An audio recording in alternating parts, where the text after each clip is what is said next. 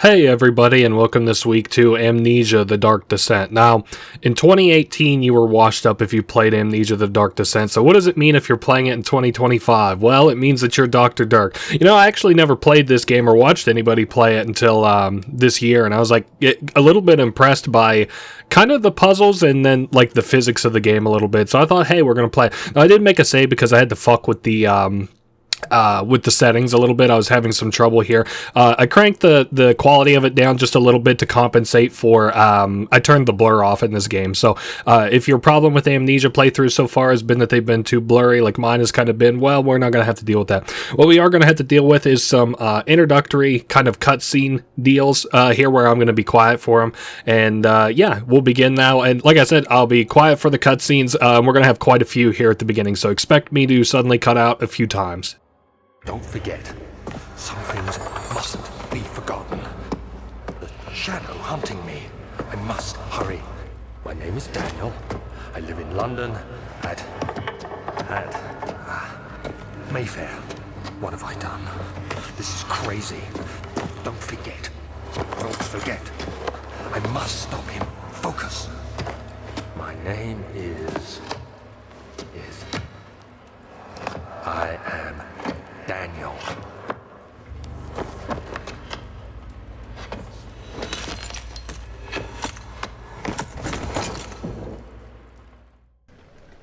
Alright, our name is Daniel. Now, I'd mentioned that I'm actually kind of charmed a little bit by like the physics in this game, but the inventory management and stuff is kind of an interesting mechanic, to say the least. Like, I can kind of understand why people liked this game back in 2010 a little bit. Like I said, it's a little bit washed up now to kind of play this. We are going to be getting hint notifications throughout the game. You can see, like, going towards this way that it's kind of blocked off. I get kind of a feel for these kinds of games as I go through them, at least as far as, like, navigating them.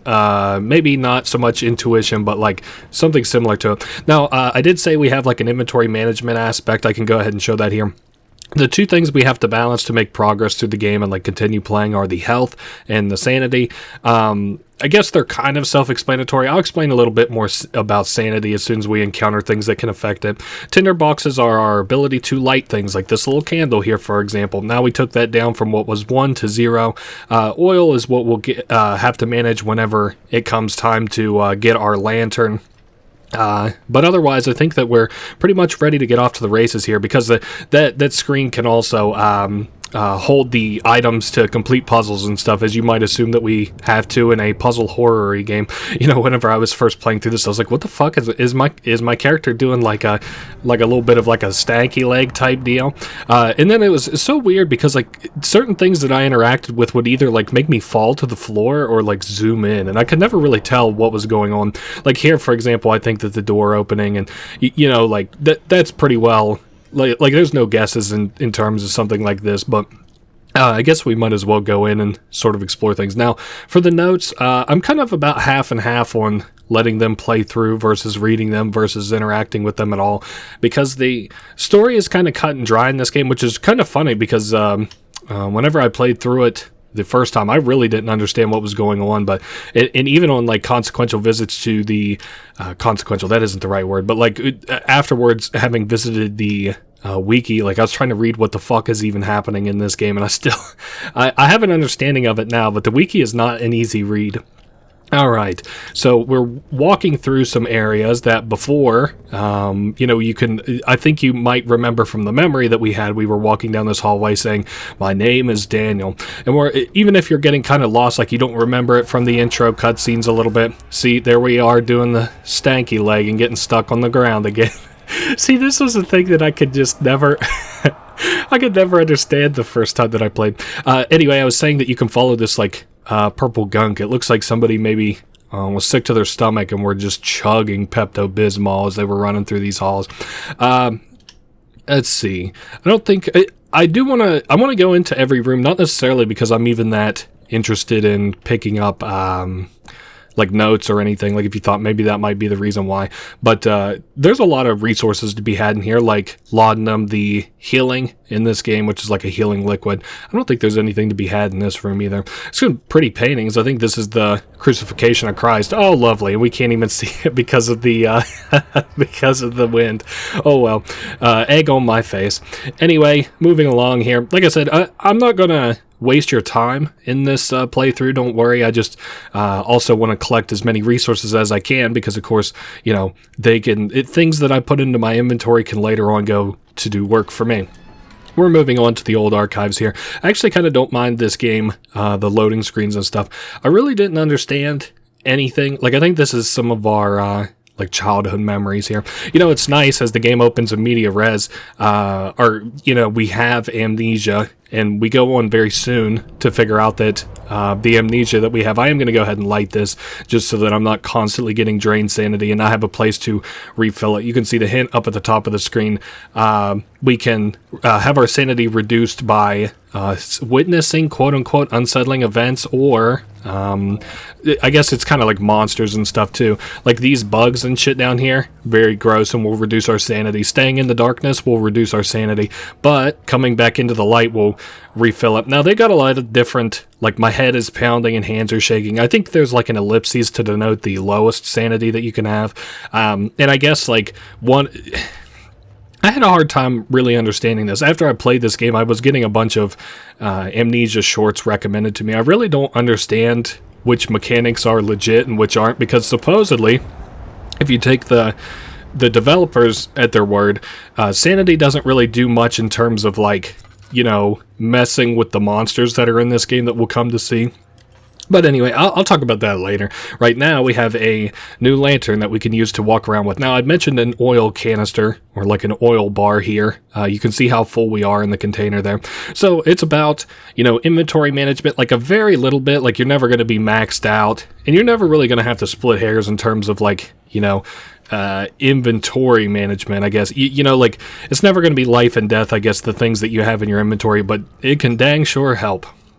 Alright, moving on. I believe that this is where the Pepto-Bismol trail ends, and we can pick up a few things. So that there is oil. I'm going to go ahead and consume it. We can consume it to fill up the, you know, oil canister. And then we've got a note here. I am going to actually let this one play through. 10th of August, 1839. I wish I could ask how much you remember.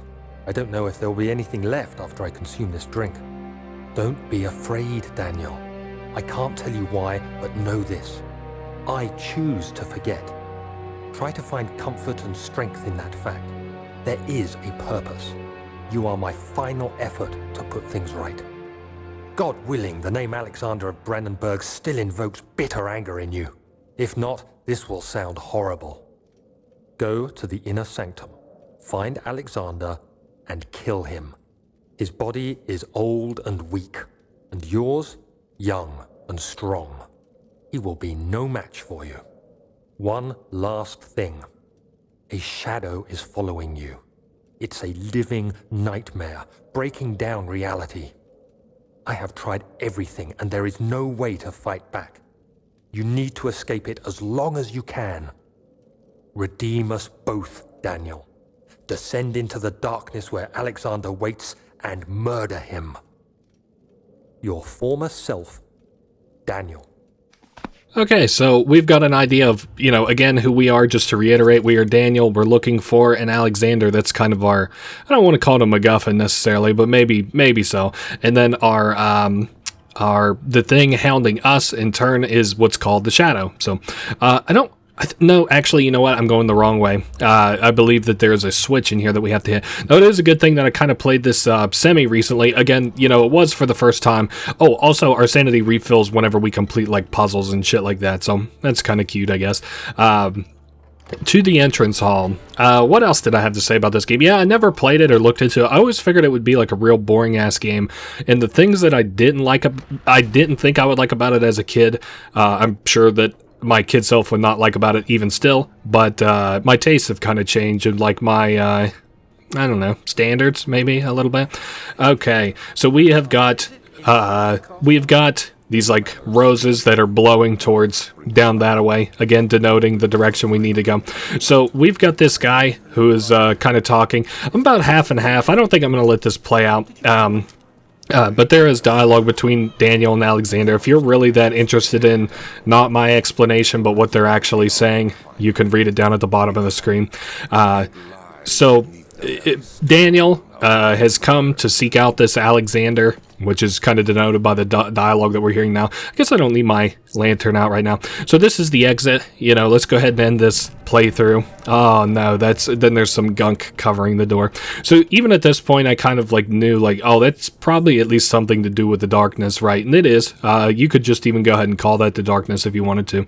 So I did not necessarily know. I've got kind of like a specific order that I want to play this in. I'm not going to necessarily follow the roses right now. Like I had already mentioned earlier, you know, just kind of like, I kind of want to just walk around and do my own little thing, visit all the rooms and stuff, because, I mean, we're going to have to visit them anyway. I'm not trying to, like, I guess, super bury the lead, but we're not going to be able to progress down the way that we're supposed to yet anyway. So the laboratory is that way, and the wine cellar is that way. Sorry, I had to read the English translation. I was like, what the fuck?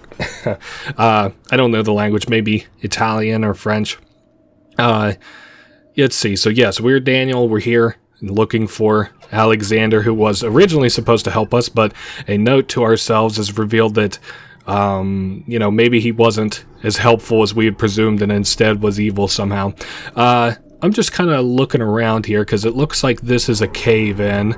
We got a lot of growling and shaking. I'll tell you, I kind of am a little bit over certain horror games. You know, it's funny, not all that long ago I played, what was it? Blood Wash, and was actually scared by a segment in it. Pretty, not good, not bad, but good. We'll call it good. I was scared pretty good by it. And, oh, nice. Okay, so this is like a little laboratory. I can kind of concede making this like a little bit of like a base-ish area here. Something a little comfortable. But I was scared pretty good in that game. And, so, you know, whenever I talk about, like, things scaring me or not scaring me now, like, it's not to get on my high horse suddenly. Oh, yeah, this was another thing that I thought was kind of creepy. Just some water, like, pitter-pattering down there beneath us. There's some more oil we can pick up. I've been kind of maybe using my oil just a little bit much. We'll pocket it for now. We've got stuff in and around here. So what do these notes say? Lack of a chimney to properly vent the fumes. I think that this is like, you know, saying that because there's no chimney to vent this area, they're moving a lot of the more volatile chemicals throughout the mansion instead. Okay, so here is a chemistry pot and a note. Third attempt to produce artificial vitae. So like I said, I'm not going to read each and every little thing here.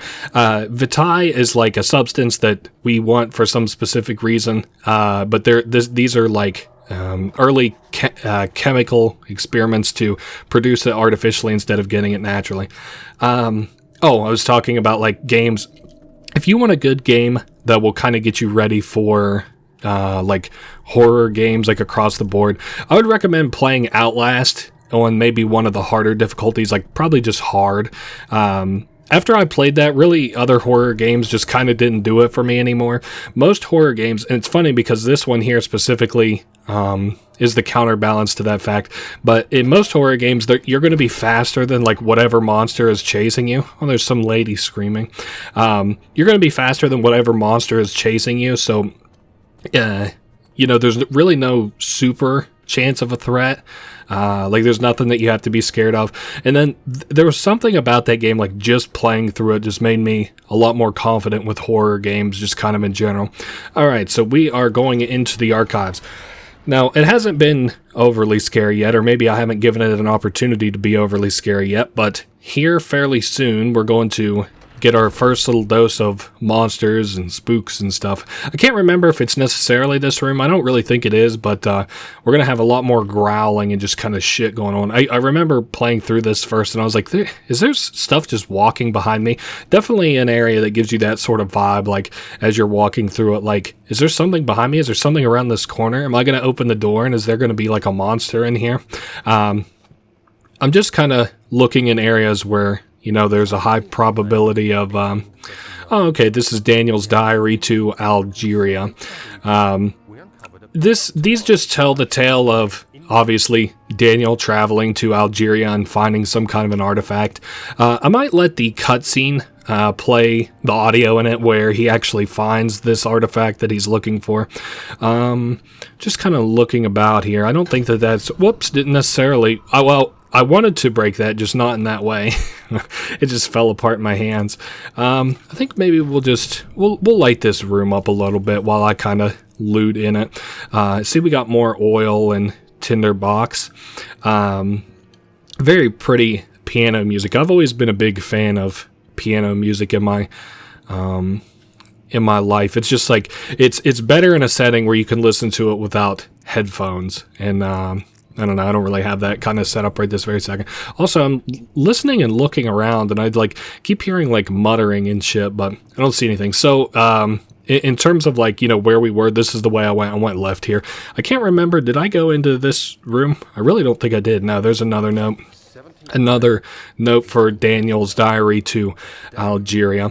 Like I said, I think I might let the cutscene play out whenever he actually encounters the artifact, but not here. And it's not my intention to get all the notes. That's something I was saying earlier. I don't know that I made that very clear, but we're not going to be getting all the notes in this playthrough. Really just kind of interested in beating it. I am going to be showing off all 3 endings of this game and how to get them. I thought you got ending locked at a certain point, but thankfully you don't. Pretty much all the way up to the end you can get whatever ending.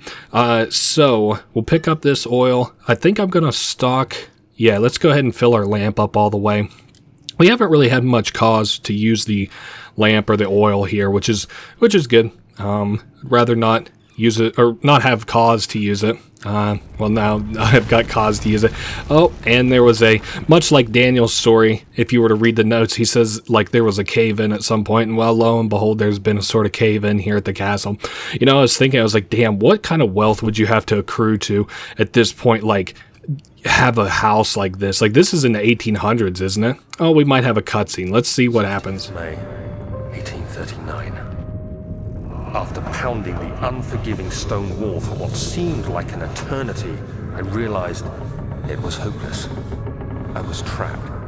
I fell to the ground, gasping for air, trying to focus. That's when I saw a faint blue shimmer. My weakened body was heavy to carry, but I managed to push myself toward the enchanting light. It was waiting for me. Enclosed in dark nothingness, I felt myself drawn to the mystic light. I reached out, closing it in my hands. The faint glow escaped my fingers and began to spark brightly and spirit me away, unlocking alien memories of spiraling towers, endless deserts, and impossible geometry. The next thing I can remember is the grating sound of stone being lifted, the voices of the Arabs pulling me to safety, and grasped firmly in my hands was the broken pieces of a most peculiar relic. Okay, so that was a neat enough little story, right? I was trying to look into like what those relics do and stuff, and I don't really have a great answer for it. I just know that it makes you kind of cursed and haunted a little bit, which is like an unfortunateness to a relic. It's like could give you cool superpowers, but nope, it just makes you haunted by the shadow. So, I'm looking around. Oh, nice. This is Alexander kind of saying that this place is a bit of a piece of shit. So you probably saw that there is like a hole over here in the wall. It's fragile but not breakable by hand. So I mentioned that I'm a little bit charmed by the physics in this game. If you pick up like certain things and have them interact with certain other things in the game, they'll sometimes do stuff like here, for example, just broke that wall clean open. Okay, so we are in a bit of like a reading room. It sort of looks like, well, maybe not a reading room because that would imply like a chair of some sort, but like a I don't know, a library-ish. I guess this whole joint's supposed to be a library, so I'm going to take this book, and we can use it again to interact with the environment and break the glass on this and pull out a note. Local folklore. I don't know, I just, because I did this in my first playthrough, and I was like, ain't no way that's going to work, and then whenever it did, I was like, that is crazy. So thankfully, we're getting our memories back piece by piece. You can see here is like a bookshelf, right? And well, we need to get through it, but the cutscene that we just had said something about a locking mechanism and books. So all we have to do is use kind of like the physics of the game to pull out the books in this area. Now, I didn't have too much trouble with this the first time that I played, but that might have just been fortunate happenstance because I doubt I'll get so lucky twice. Nope, I was able to. Very good work by me. Alright, so what is this area? I guess we could... Can I light that? Ah, nice. There's something relaxing. Like, if all the lights were on here, I bet this would be a very relaxing type of place. Unfortunately, not only are the lights off, there are monsters in most areas. Hey, another note. I didn't actually think that there would be there. Regarding closing of the wine cellar, whatever.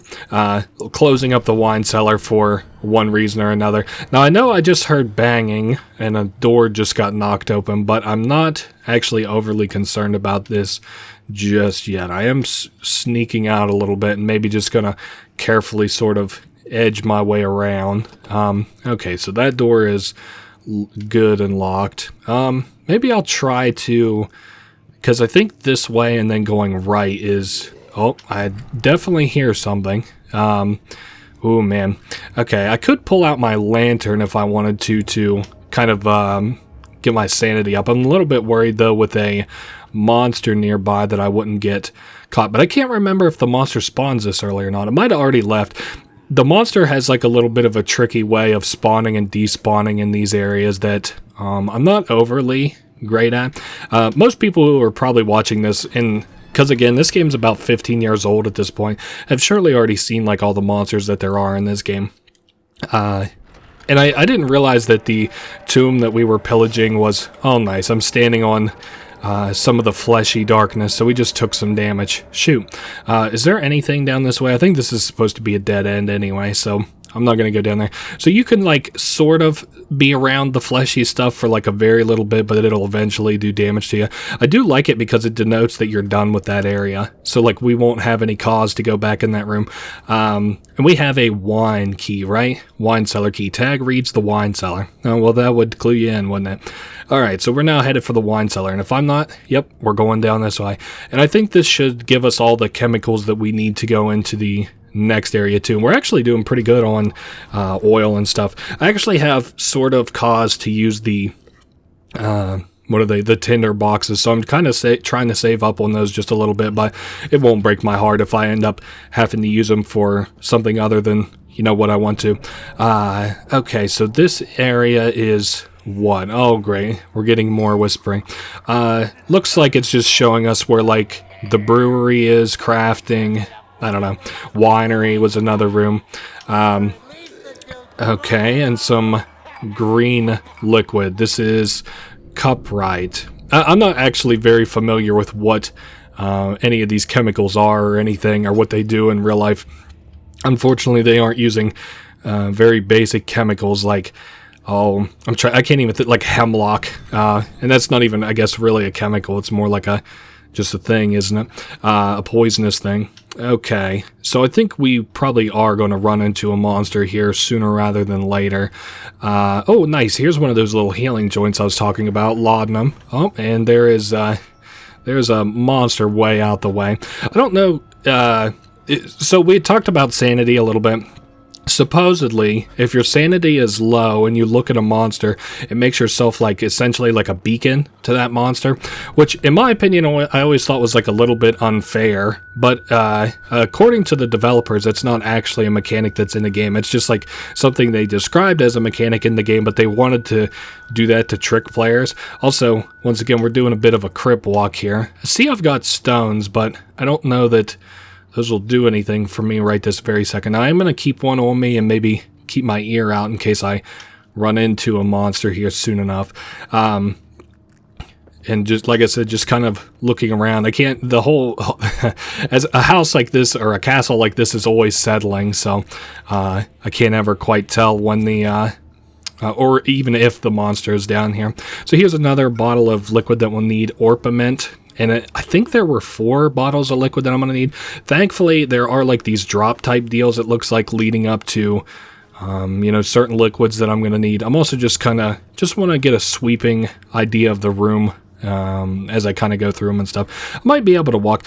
So we were talking about sanity. The only thing I think sanity can really do to like hurt you is cause you to do like a pseudo passing out type deal. Like you'll like faint and stuff. And I don't know how that works during a chase. Hopefully your adrenaline carries you far enough through an encounter like that. But, oh, that doesn't sound good. But thankfully there's nobody in here. Again, just still kind of looking around. I like these chests a lot because they usually have a lot of supplies in them. This time, only a tinderbox, but that's still pretty good. So the story for here seems to be that, like, Alexander has, like, invited all these different people in to, like, drink all his alcohol and, I don't know, beer and stuff.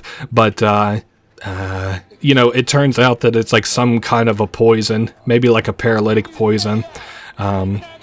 Okay. And he's like locked them down here and stuff. So I'm getting pieces of the story here on a replay that I didn't really get the first time that I had actually played it. And I really don't think that there's a monster here, at least not right this second. Oh, nice. I can use that to refill my oil. Let's see. Barrel contains less than half a lantern worth of oil. So that should fill us up to, yeah, a little bit over halfway. That's nice. All right, we'll take a tinderbox and once again just kind of looking all around. Another tinderbox. I'm sure, well, I would think that there would be some kind of a liquid down here or in this room. Oh, yes, there it is right here. Calamine. Cool. Oh, yes, here we go. Another. Oh, and I got hit with a barrel. You know, there are certain staples that sort of come with this game, and my friend and I were talking about, like, how much of this is, well, not how much of it, but, like, how much of this is quotable, like PewDiePie material, and like the barrels being one thing, obviously like Stefano being another. I don't know how. I guess that's pretty retro, huh? Does it make more sense for me to throw something at all this, or knock it all out of the way with something? Because I know I have to kind of get this shit out of the way, but it doesn't really react to, you know, you grabbing it and trying to move it by hand very well, but it does react to you grabbing other shit and moving it out of the way by hand like that. I guess I need to get these rocks out of the way. I forgot this is a very inwards opening door. Alright, that should be good. Enough room for me to leave. And we got all 4 of the liquids that I need, so hey, that's another puzzle down and out of the way. Okay, cool. Now I do want to make sure I have, let's see, 1, 2, 3, 4 liquids. We got 2 little things of oil, 1 laudanum, and then the chemistry pot, which we'll use to actually make progress once we craft what we have to in this like brewing area. Okay, as he opened the shutters, the French soldiers opened fire on 2 young men fighting back. Their voices were silenced in a haze of gun smoke. I don't really understand the historical context for whatever that is. So once again, we got hurt by being near to that shit. How's my HP doing? A few cuts and bruises. That's not that bad. Laboratory. Okay, so we will head into here and craft us up what we need to make progress. Well, I guess we'll see what kind of the problem is here coming up soon enough. Now, does that hurt? That does hurt. Damn it. Oh, well. And how many tinderboxes? I guess I got 8 tinderboxes. I'm being a little bit greedy hoarding them, but my lantern has been doing well enough for me. So, okay, so we have to place 4 liquids. It doesn't really matter. It'll automatically put them in the right places for you. So, okay, and then we'll do calamine. Oh, and I hear a lot of rumbling. And aqua regina. And I will put the chemistry pot down. I might maybe put my lantern down. We got like a... Is that the monster coming already? I don't think so. I think that's actually just a lot of stairs crumbling from underneath of us. Okay, now I've never been too great at this part. I'm never the best at where this goes. I guess just using it on the set's good enough. Okay, so we have to turn on the burners. See, is that the... Oh, there's the burners. Aha, very nice. Used to have a little setup like this for our garden to automatically water it. Okay, and then that... Well, I guess it's not automatic. You would turn the valve, and then it would water the plants, and then you would turn it off a little while later. Okay, so now we have a pot of acid, which again, you might not have even thought that we would need, but we are going to need it here soon enough. Like I said, just kind of making the most of our trips as we go through an area. I find that's the most, I don't know, efficient way to do something like this. Now, I don't think, yeah, I'm going to need to maybe stack us up a few things here. Maybe a barrel would do me good. Oh, we were talking about, like, how much of this stuff is, like, kind of or how much of, like, PewDiePie stuff is, like, stooped in this game. Like, the barrels, Stefano. I thought surely there was something else, but I'm just kind of drawing a blank here and now. Maybe that will be fine. I don't think so. I think I'm going to pretty much need a second. Yeah, maybe even like something a little bit more of a flat bottom, like one of these barrels or boxes would do me better. And I might just get a second box because I bet that I don't really want to use that barrel. It's rolling around a little bit too much. That wheel is rolling around a little bit too much. The physics of this game, a little bit too good. All right, cool. So we are done here in the laboratory. So we can take that acid to downstairs. I guess, we can't leave the castle, so we might as well go deeper into it. And now we've got flesh all kind of like, blocking this area. The flesh is getting even worse. The shadow is, consuming more and more. What does our HP look like? Wound is bleeding quite badly. I'll just go ahead and drink the laudanum. A few cuts and bruises. Fair enough. All right, let's continue forward. So this is called the, what is that? The refinery? All right, cool. All right, so we open that door and we have some of that fleshy substance in the way. It's tough and pliant. Can't be torn by hand or tools. All right, so we'll just use a chemical to get rid of the thing blocking our way forward, and that is that. We're headed now to the refinery proper. Now, I couldn't imagine going any deeper into this fleshy substance would be any good for us, but, we'll see what happens. And another cutscene. I couldn't imagine it'll be that important. So, whoa. I like the way that the lighting kind of reflects off of the fleshy bits a little bit. So we are continuing down into the kind of depths of this castle a little bit. Daniel is asking Alexander why this area is so dark. So as I understand it, like, be careful when enemies are near. I hope that's not something I have to pay attention to very soon. Well, let me just go ahead and do this. I really don't think that... I don't think I'll have an encounter with an enemy this early. I would be a little bit surprised, but I have accounted for deaths in this playthrough. Like, that's pretty much going to have to happen. So, okay, I guess we'll go this way. This looks like where the monster came from, and so we probably won't run into him over in this direction. Ooh, nice, and some more oil. So how many oils I got? Oh, actually, we're very low on oil in the lantern, but had a lot in the reserve, so...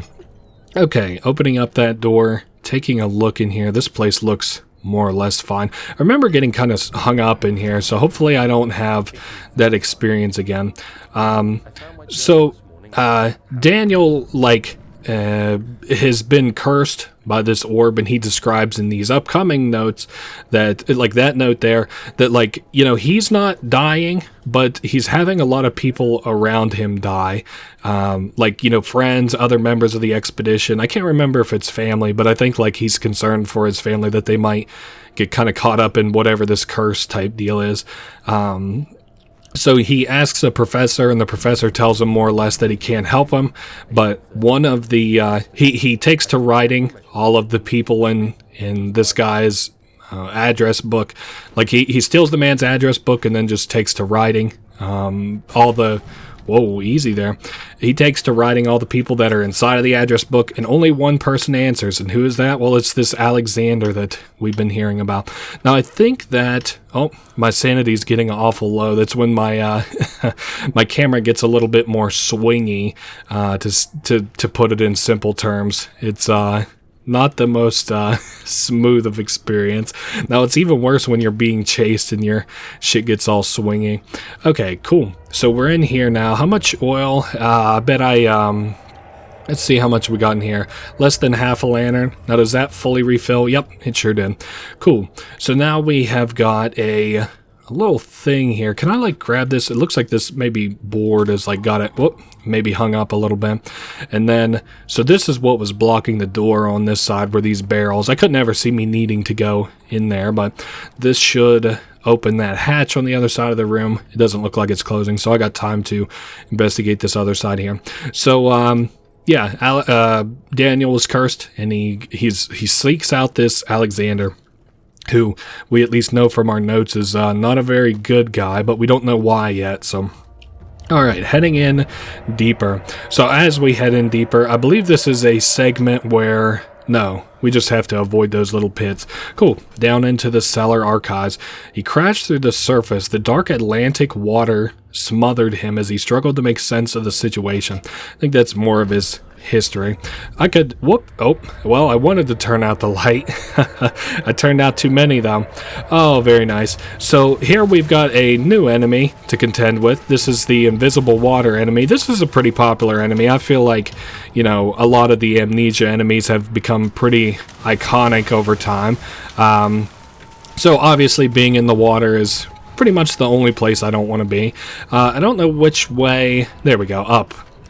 So an area that didn't even have any water in it before now is suddenly consumed by water. That isn't really... It's not overly a deadly enemy, although right this second, I do think that I am on a sort of timer to go wherever I need to go. Or at least it sounded like it. There we are. Not doing too bad. Maybe I'll pull out my lantern a little bit so we can actually see. We have now body parts here. The monster, or I think there's several monsters. Like you can see, there was like one chasing us, and then we have one here. So we can take body parts and throw them out into the water, and it will not only attract those guys, but also keep them busy for a little bit. So that's good. Actually, maybe not even keep them busy, because it sounds like he's right on my ass. But something I do want to do, I want him way far away from me, because our exit is over here near this area where we're going to have to spin a wheel for a little bit. Now, I find the best way to go about this is to put a box nearby and then stand on top of the box. Okay, yeah, we've got all the time in the world. So this here, you actually have to move your mouse in the direction that you want it to spin, which was something like the first time I played this, I was like, I have no idea what I'm doing wrong, because I thought you only had to move it like left or right or up or down, but no, you're just spinning it. Now I am going to close that behind me to buy myself a little bit of time. I think this is the... Oh, it's locked with a simple lock. All right. I will take this here, the hollow needle, and use that to pick this lock. Alright, cool. So we are done and done down in the what are now flooded archives. Alright, he pushed himself above the surface. Help, he cried as the ocean swallowed him again. Anyway, moving on, a lot of more of the fleshy bits here. I also don't super understand what the shadow is. I was trying to read up on that, and I just really didn't get any great answers. But I will tell you one thing. I think it is chasing us. This is like a chase sequence. I hear it against the door. We're either being chased by the water monster, which is probably the highest probability given that we are near water right now, or we're being chased by the shadow. Either one is not good for our health, so I don't know why I keep looking behind me like we'd ever be able to see it anyway, but I do, I guess, kind of like the random shit it'll let me stand on every once in a while. Moving on here, I guess monsters gotta eat too, huh? Alright, now we're into the back hall. The chase sequences never felt too played out in this game. They always felt like just fine and comfortable. Like, they're chill. Alright, so we can put away the lantern. I'm just kind of looking at my inventory here. Cool. Alright, so we are opening up in what I will call like the second sort of safe area where we've got several rooms that we have to sort of puzzle our way into. I think for the sake of actually, getting an idea of what we're doing here and stuff, I'll let this cutscene play. You have an ascending room. Will it take us to the inner sanctum? It will definitely take care of the vertical part of our journey. So, you have ridden an elevator before? Yes, the Colosseum at Regent's Park has one. It takes you to the gallery where you can view the panorama. Good. This ride might be a little longer, and in the other direction.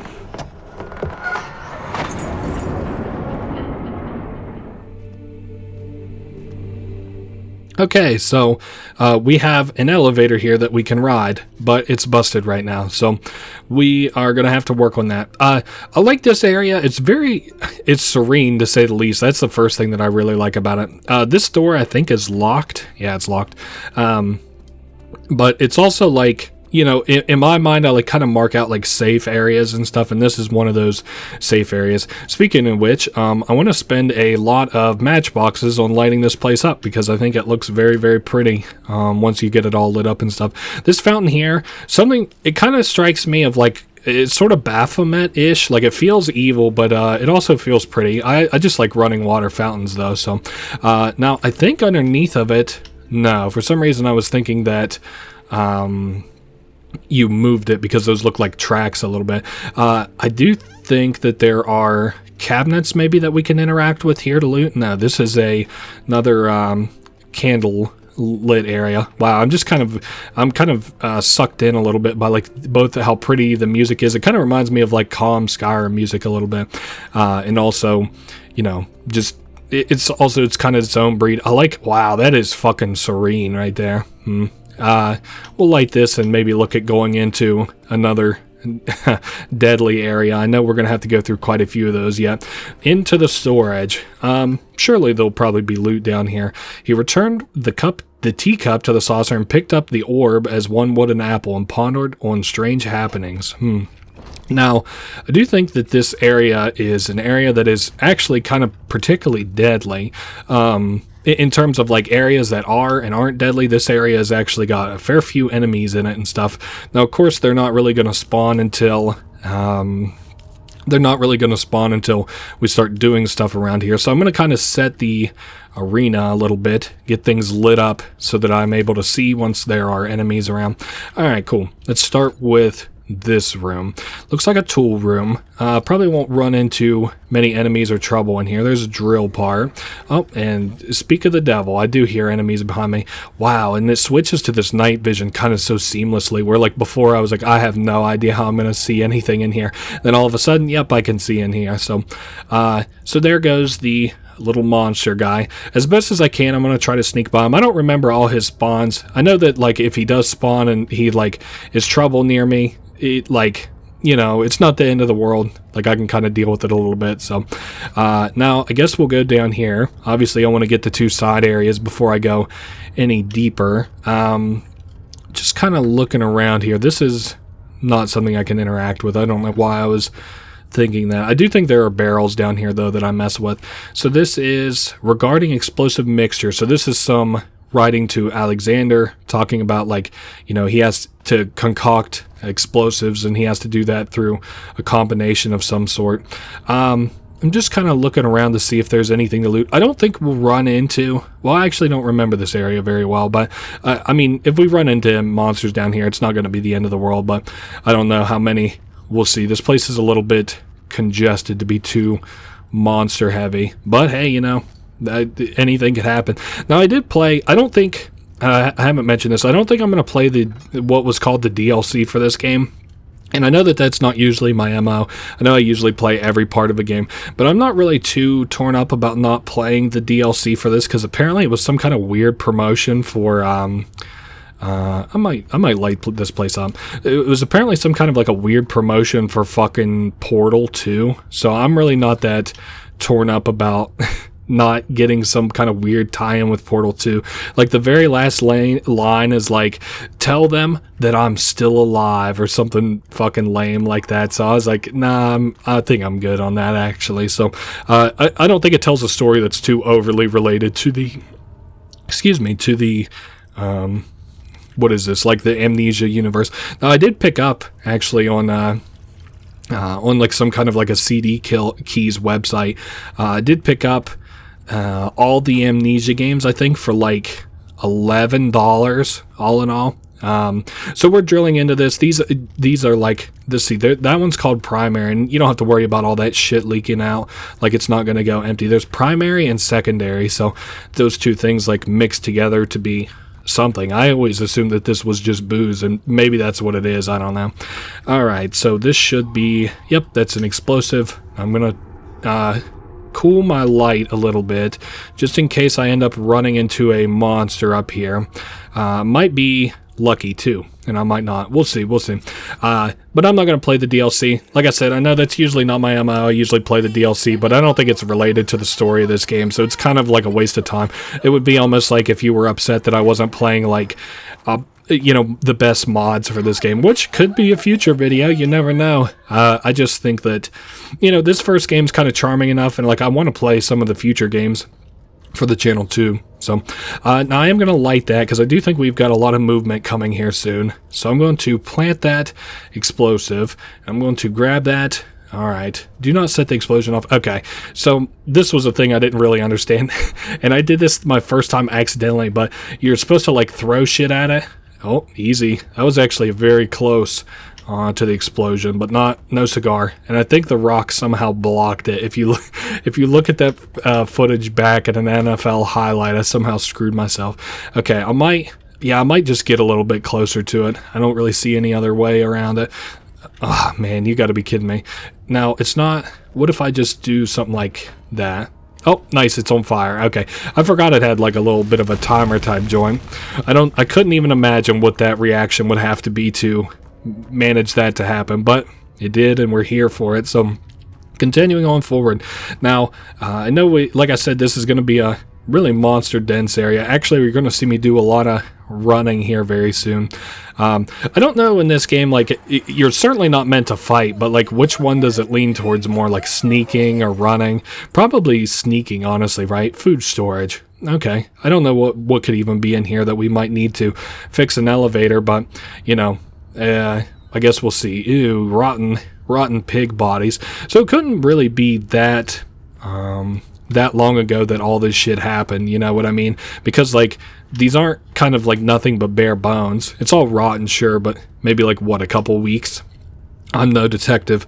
I'm no Law and Order type guy who's like, hey boss, this place has been abandoned for weeks. That's not me.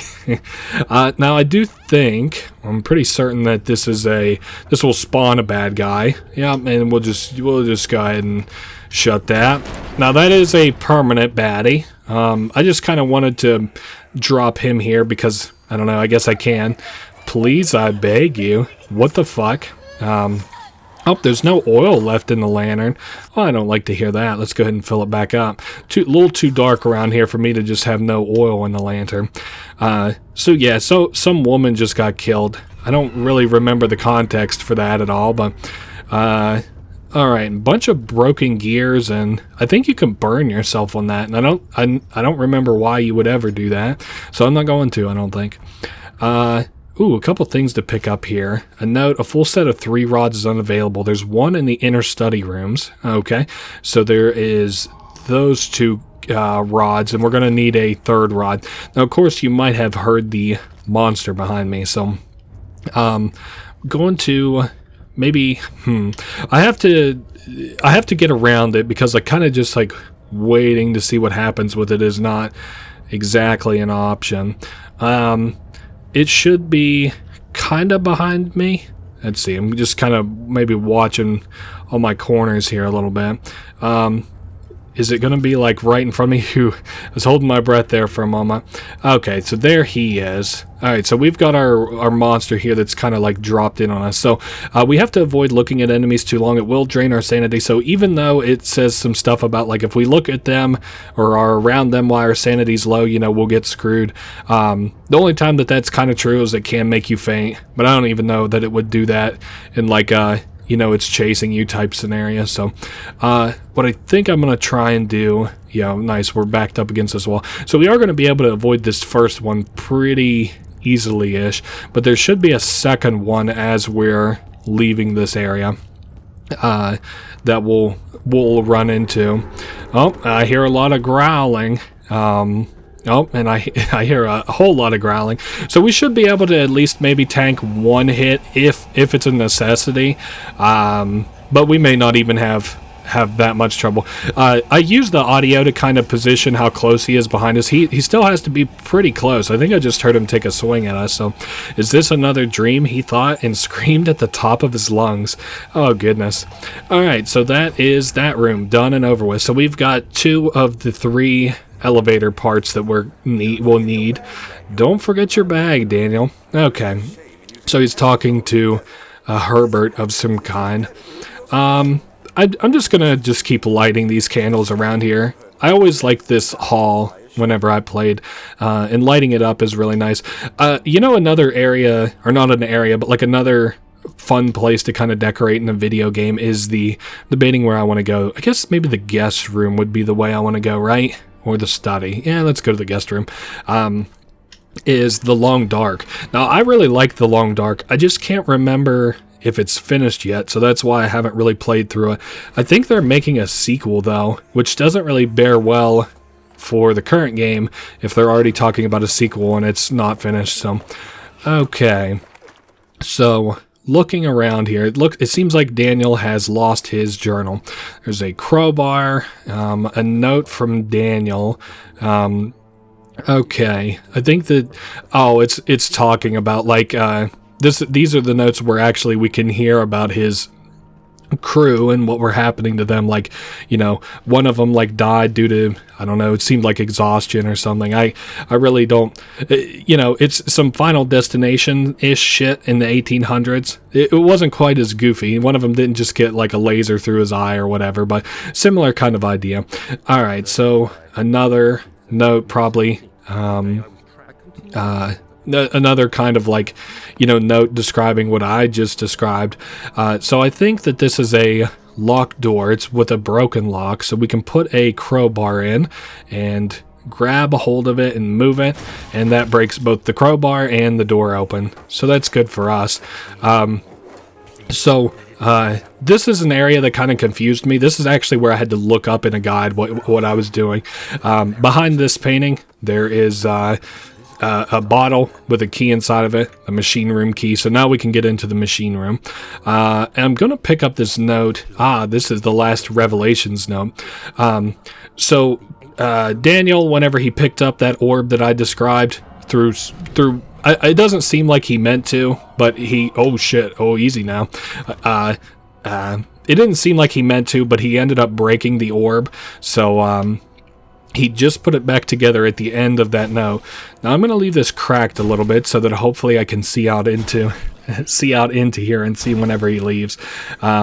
So he has broken open the door. He's a little bit ugly.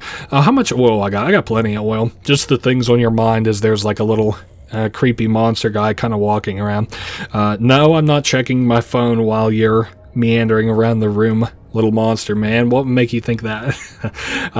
I hear him just kind of meandering a little bit, and I think he might have already left. I don't want to get tricked and run face first into him, but I do think he's gone. Cool. And we're doing really good on tinder boxes. I didn't really use many in the first area, so that was that thing that just like broke in our hands earlier. Cool. So we have one more place to visit before we can visit the machine room. And that's so that we can get the last of the machine parts. I'm just kind of looking around here. Oh, this looks like maybe the monster is dead, or maybe the monster killed somebody. I guess it doesn't really matter. Into the study now. So this should be where we get the last of the machine parts to repair the machine. He flipped through the Book of Monarchs looking for etchings and counted 9 different kings from all over Europe had been depicted with an orb resting in their hands. So like apparently this orb is a little bit of a kingmaker. Like I said, I was trying to read what this orb does, and nobody really describes it all that well. At least, maybe I haven't, because I haven't specifically Googled what does the orb do, but I have read the article on the orb, and it doesn't describe hey, here is a list of the orb's powers, but we know it to be more than, an average orb. What's your average orb do? I guess maybe you could use it to, play basketball with. I guess if it was very bouncy. Back in this day, though, maybe you can make it into a nice globe. That would be a nice little trick, huh? Having you pretend like a globe is a Oh, easy now. And the windows cracking. Have like a little like globe in your home that you hide an orb inside of. So this area is a little bit morbid. It's like an area that they experimented on animals for. So you can understand that throughout this game anyway, that they're trying to get this like a liquid that, or not a liquid, but it's like a chemical in your mind. You know how like throughout your life, like if you're particularly happy, you know, your mind will secrete certain chemicals, or if you're particularly sad, it will. Whoa, that's a very menacing looking portrait. Well, one of those chemicals in this game anyway, that your brain secretes is like Vitium or something like that. We already saw a note on it earlier, and I said that I would talk about it now. But that liquid, I still can't, I don't really understand what they use it for, like humans use it for here. I guess it's about like half, it's about half, you know, like it makes you just overall like a stronger person, like a better person. You're smarter, you stay young for longer, but like at the same time, you know, you'll need more and more of it to continue getting its effects. So like it becomes, you know, you need like mountains of the junk to eventually maintain, you know, how strong you are. So this is, I think these are called like memory fragments or something. They're Alexander's. They like give you a perspective, or like the story from his perspective or whatever. Okay, so we are on the other side of where we were before. Now this is a elevator machine instructions mechanic. God above.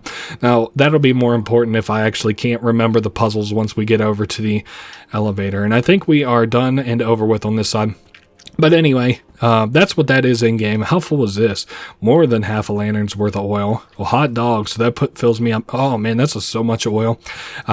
All right, let's head back to the machine room. I was talking about that chemical. Well, it becomes more pertinent in the later games. I think in this game they were also using it for like what ends up being the main thing at the end of this game that like they want the orb for, they want Daniel for, which we'll talk about as we get to the end of the game. But you know, I was reading a thing a while back where apparently human beings do have like some kind of a chemical like that inside of them that triggers during high anxiety times, like very stressful times. So that's been something that I've done a little reading into. It doesn't do, like, it's not the same thing that is in this game and stuff, but there is a chemical that apparently secretes during times of high stress that's real for humans. Now this is pretty morbid. It now is pumping blood. And then I think, I mean, we're getting another kind of like a cutscene or whatever, but it's not really that interesting. Just a couple people traveling to somewhere. Okay. Was there anything else I was talking about? Let's see. We were talking about like we were talking about that liquid. Oh, the reason being is like, so their experiments on animals are because of, you know, humans have this liquid inside of them that's secreted during like times of, I think it's like just like morbid anxiety. Like we come to find like being tortured or like, you know, being captured and stuff. Oh, nice. So here is more notes about Daniel being haunted by this shadow. Anyway, basically, you know, people are people secrete this chemical and they want it for some reason. That's the cut and dry of it. Now I need to look and see if we have the note for this thing, the elevator machine instructions. Now I didn't click anything. Okay, complete steam flow cycle according to the chart, 8 up and 8 down. So the best way I find to do this puzzle, it's not very hard. I just start with the small numbers first. So pretty much every side has to have the smaller of the two numbers. Let's see, this one here, maybe 5. Okay, so what do we have? We have 8 top right now. And then, so I can't afford to do another one top. Nice, so we got 8 and 8. Basically, I just put it on the smaller number until like the smaller number wouldn't make sense, like right here. And then I move it to the bigger number. So we needed 8 up, 8 down. Now that's called what? Pressure. Cool. So each of these has to be done like in order to progress, but you can do the sequences in whatever order you want. It's like 3 or 4 different rooms that have puzzles inside of them. Okay, now on to the next puzzle room. And as a result, like, we're not going to have any dangerous monsters or anything. Here's another note: machine equipment. So like if you came down here, and like you came down here first and investigated this area, it would give you a hint about where you can get these rods that I'm about to shove into this thing. So each of the rods has a name. This is a 4-phase amplitude rod, so it's 4 phases. This has 4 sides. Kind of cute, kind of tongue-in-the-cheek. I know Trinity goes there. And finally, the flow cycle rod. The flow is a circle. So all the rods are in place for this level. I think we only have one more set of puzzles to do. Maybe. I can't remember. Moving on now to this area. I guess we could light this area up. I got more than enough matchboxes for now. Not doing the best on oil though, so alright. Now I think for this area, let me go ahead and move some of this shit out of the way. I have to put gears onto this mechanism that is on the wall. Now thankfully I think that it automatically puts it on whichever one that it belongs on, so there's no guessing. I don't have to move everything, you know, all around. Now I think this room, actually, can I light this room up? Cool. This room should have a couple gears. I think most of the gears are down here, right? So I need 3 in total. Surely they're not on the other floors, I don't think. Regardless, I know we have to do, we have to put coal in this burner here. See, to power this machine, to power the elevator.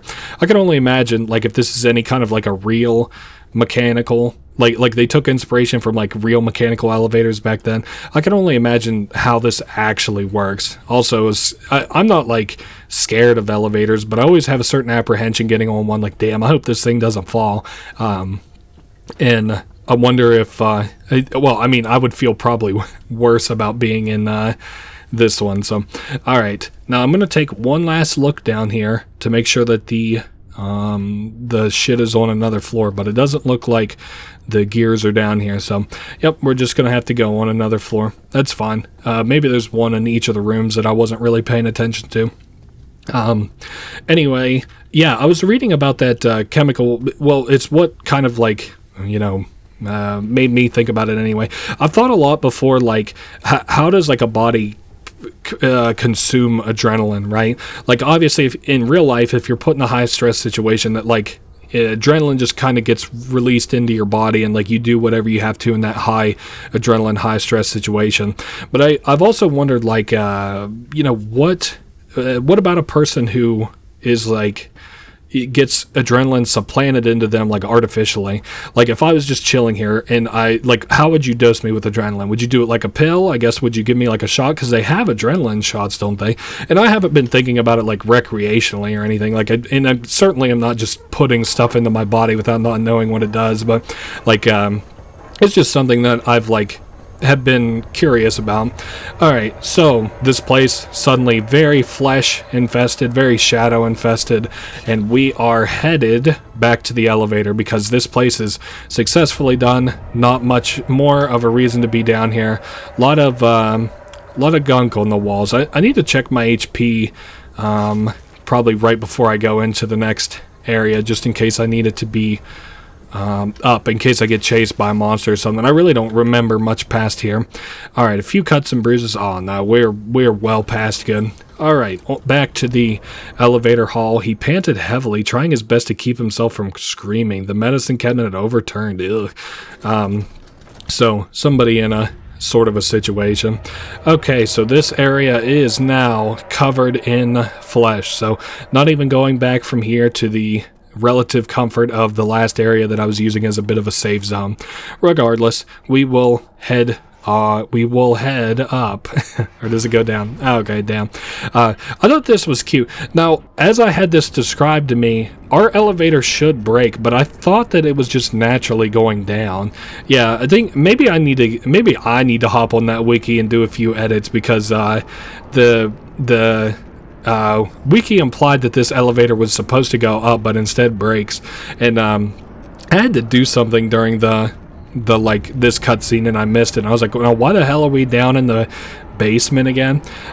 Lots of gunky flesh bits on the wall. Oh man. So I guess it's at least half true. It seems like the elevator is just gonna break. So Alright, headed down. And we had a little bit of a crash landing. You know, I was just talking about how I wouldn't be thrilled with a very unreliable elevator like this one. And here we are at the... I still don't think we're nearly as low as this place can go, but man, we're getting lower by the second, no doubt. Alright, so if I need to... let's check supplies. I got plenty of oil. I got plenty of... what is this? Laudanum. Tinder boxes are fine. Alright, continuing on forward. Yeah, maybe I'll let this one play. This way. What was that? Forgive me, I should have warned you. One of my responsibilities as a Baron is that of a prison warden. This is where criminals are locked up. Like a dungeon? Very much so. Come, don't linger. Alright, so part of the Baron's responsibilities are as a warden, and, you know, he's like, you know, this area also acts as a place for prisoners.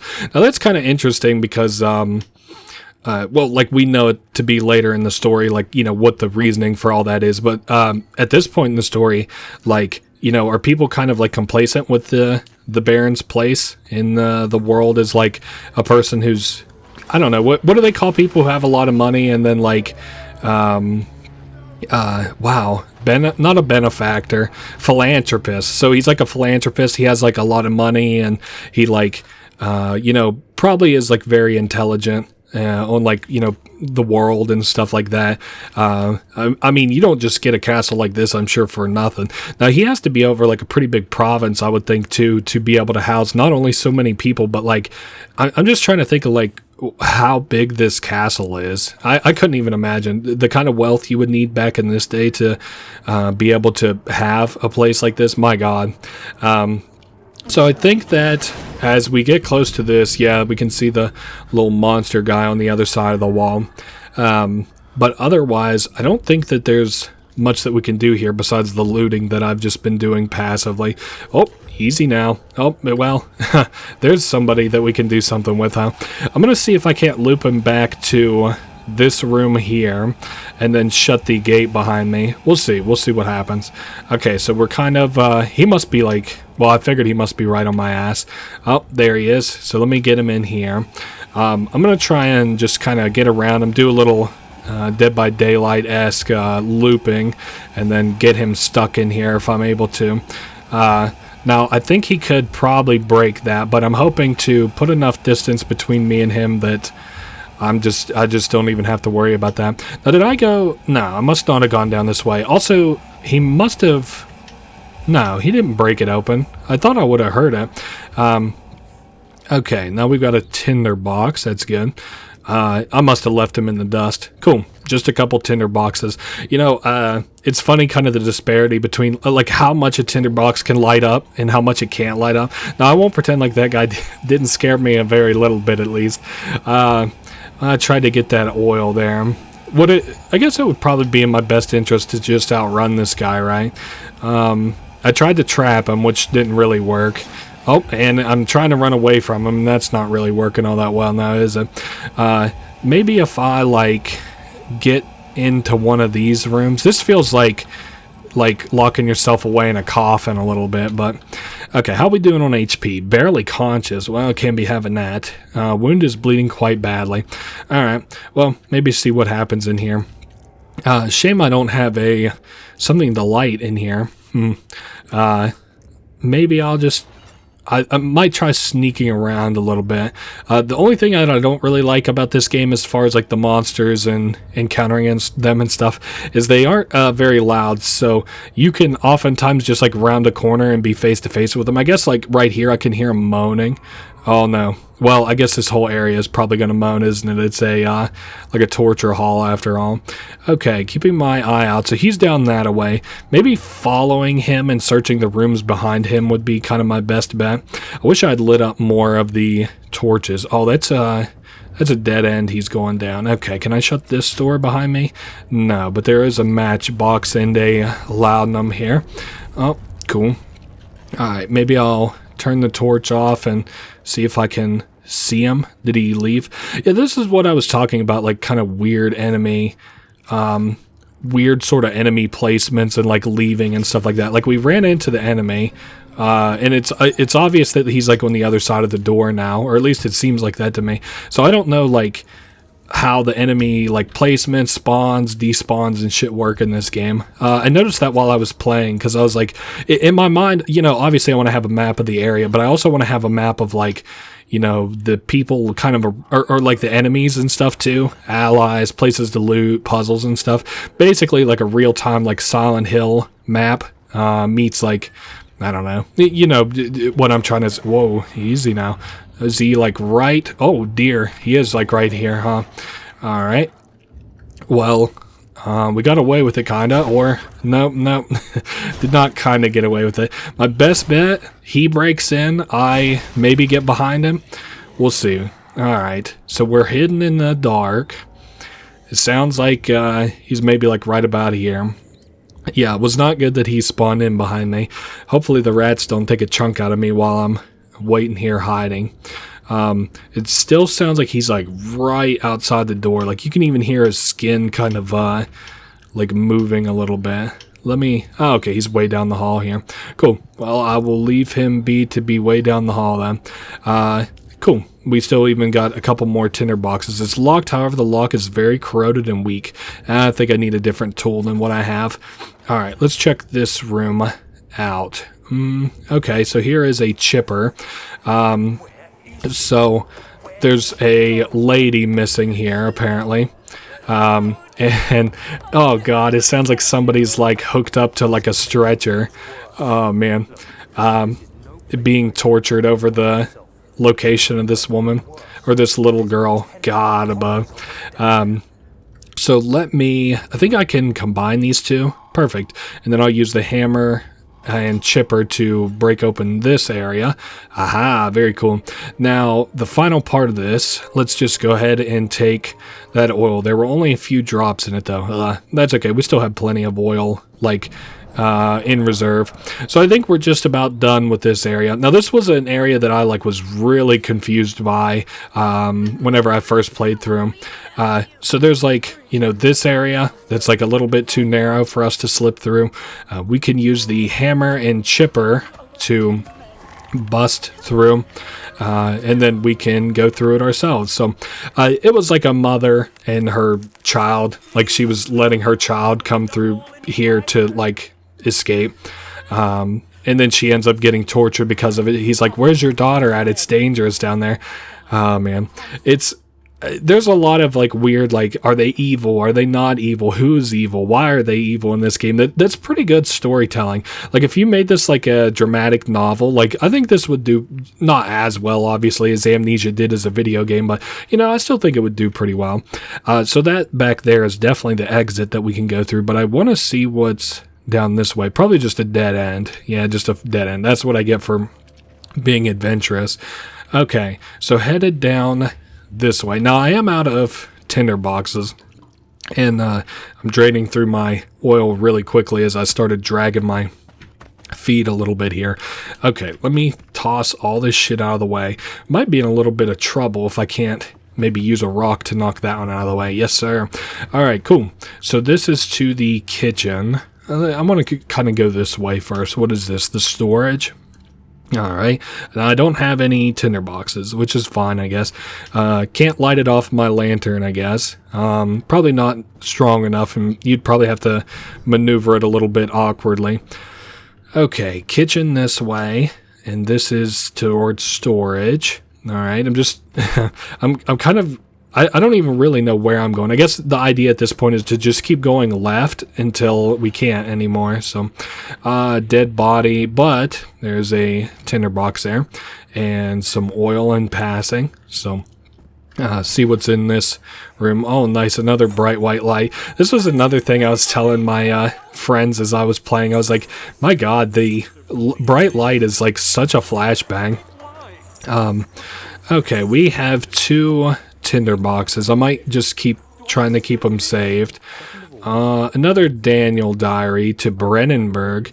And keeps talking about the people who are cursed and died because of him. or the fact that he's cursed and that they died because of him. Now I do think I hear, yep, he's dead ahead in front of me. Oh, and I accidentally shut this door. Yikes. Oh, and this room's very bright. That can't be good. Alright, well, we're going to try this strat again. See if I get as lucky the second time as I did the first time. He's, yep, right at the door. Okay. Should be busted on the third or fourth one. I wonder if the light will actually cause him to maybe come in. No, it just sounds like he's still at the door. Now I'm a little bit in my head because I don't really remember what kind of progression we need to move forward from here. So just kind of looking around a little bit. I could light these torches, but I wasted a bunch of tinder box in the last area and it didn't really help me out all that much. I might try and follow him this way. Can I pop a laudanum now? Slight headache, few cuts and bruises. It's a little too early.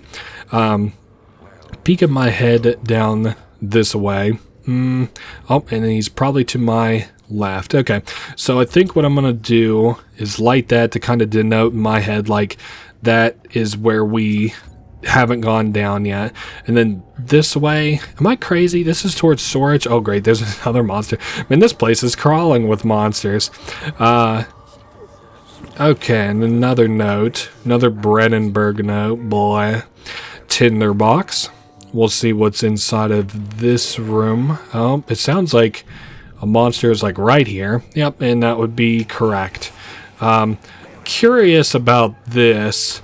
If he'll come straight out of that room into this one. I also feel like I hear another monster to the right down this hallway, so let's see how this goes. Got my eyes pretty much directly pressed to the bars as best as I can. Okay, so he steps, and then he steps back in. That's cute. Alright, well, that's that. Alright, let's see what, and there he is again. If I close it quiet enough, that don't look good now, does it? That's coming right in. Or it seemed like it anyway. Nope, now he went back the other way. Maybe he was just pacing there. Oh man, he was like looking me right in the eyes now, wasn't he? Alright, what if I like quietly open this? Oh, and there he's back. Now, does that mean he's seen me? No, not really. He's really hounding this door though. I think I got an idea of his pacing pattern now. Maybe open. Nah. Maybe, I think maybe it's loud. Oh boy. Oh, okay, now we're coming in. Honestly, it's kind of what I get. Now, I got this here if I need to stun him, if he decides to come in. Still doesn't seem like he's going to. Okay, now he's moving down that way.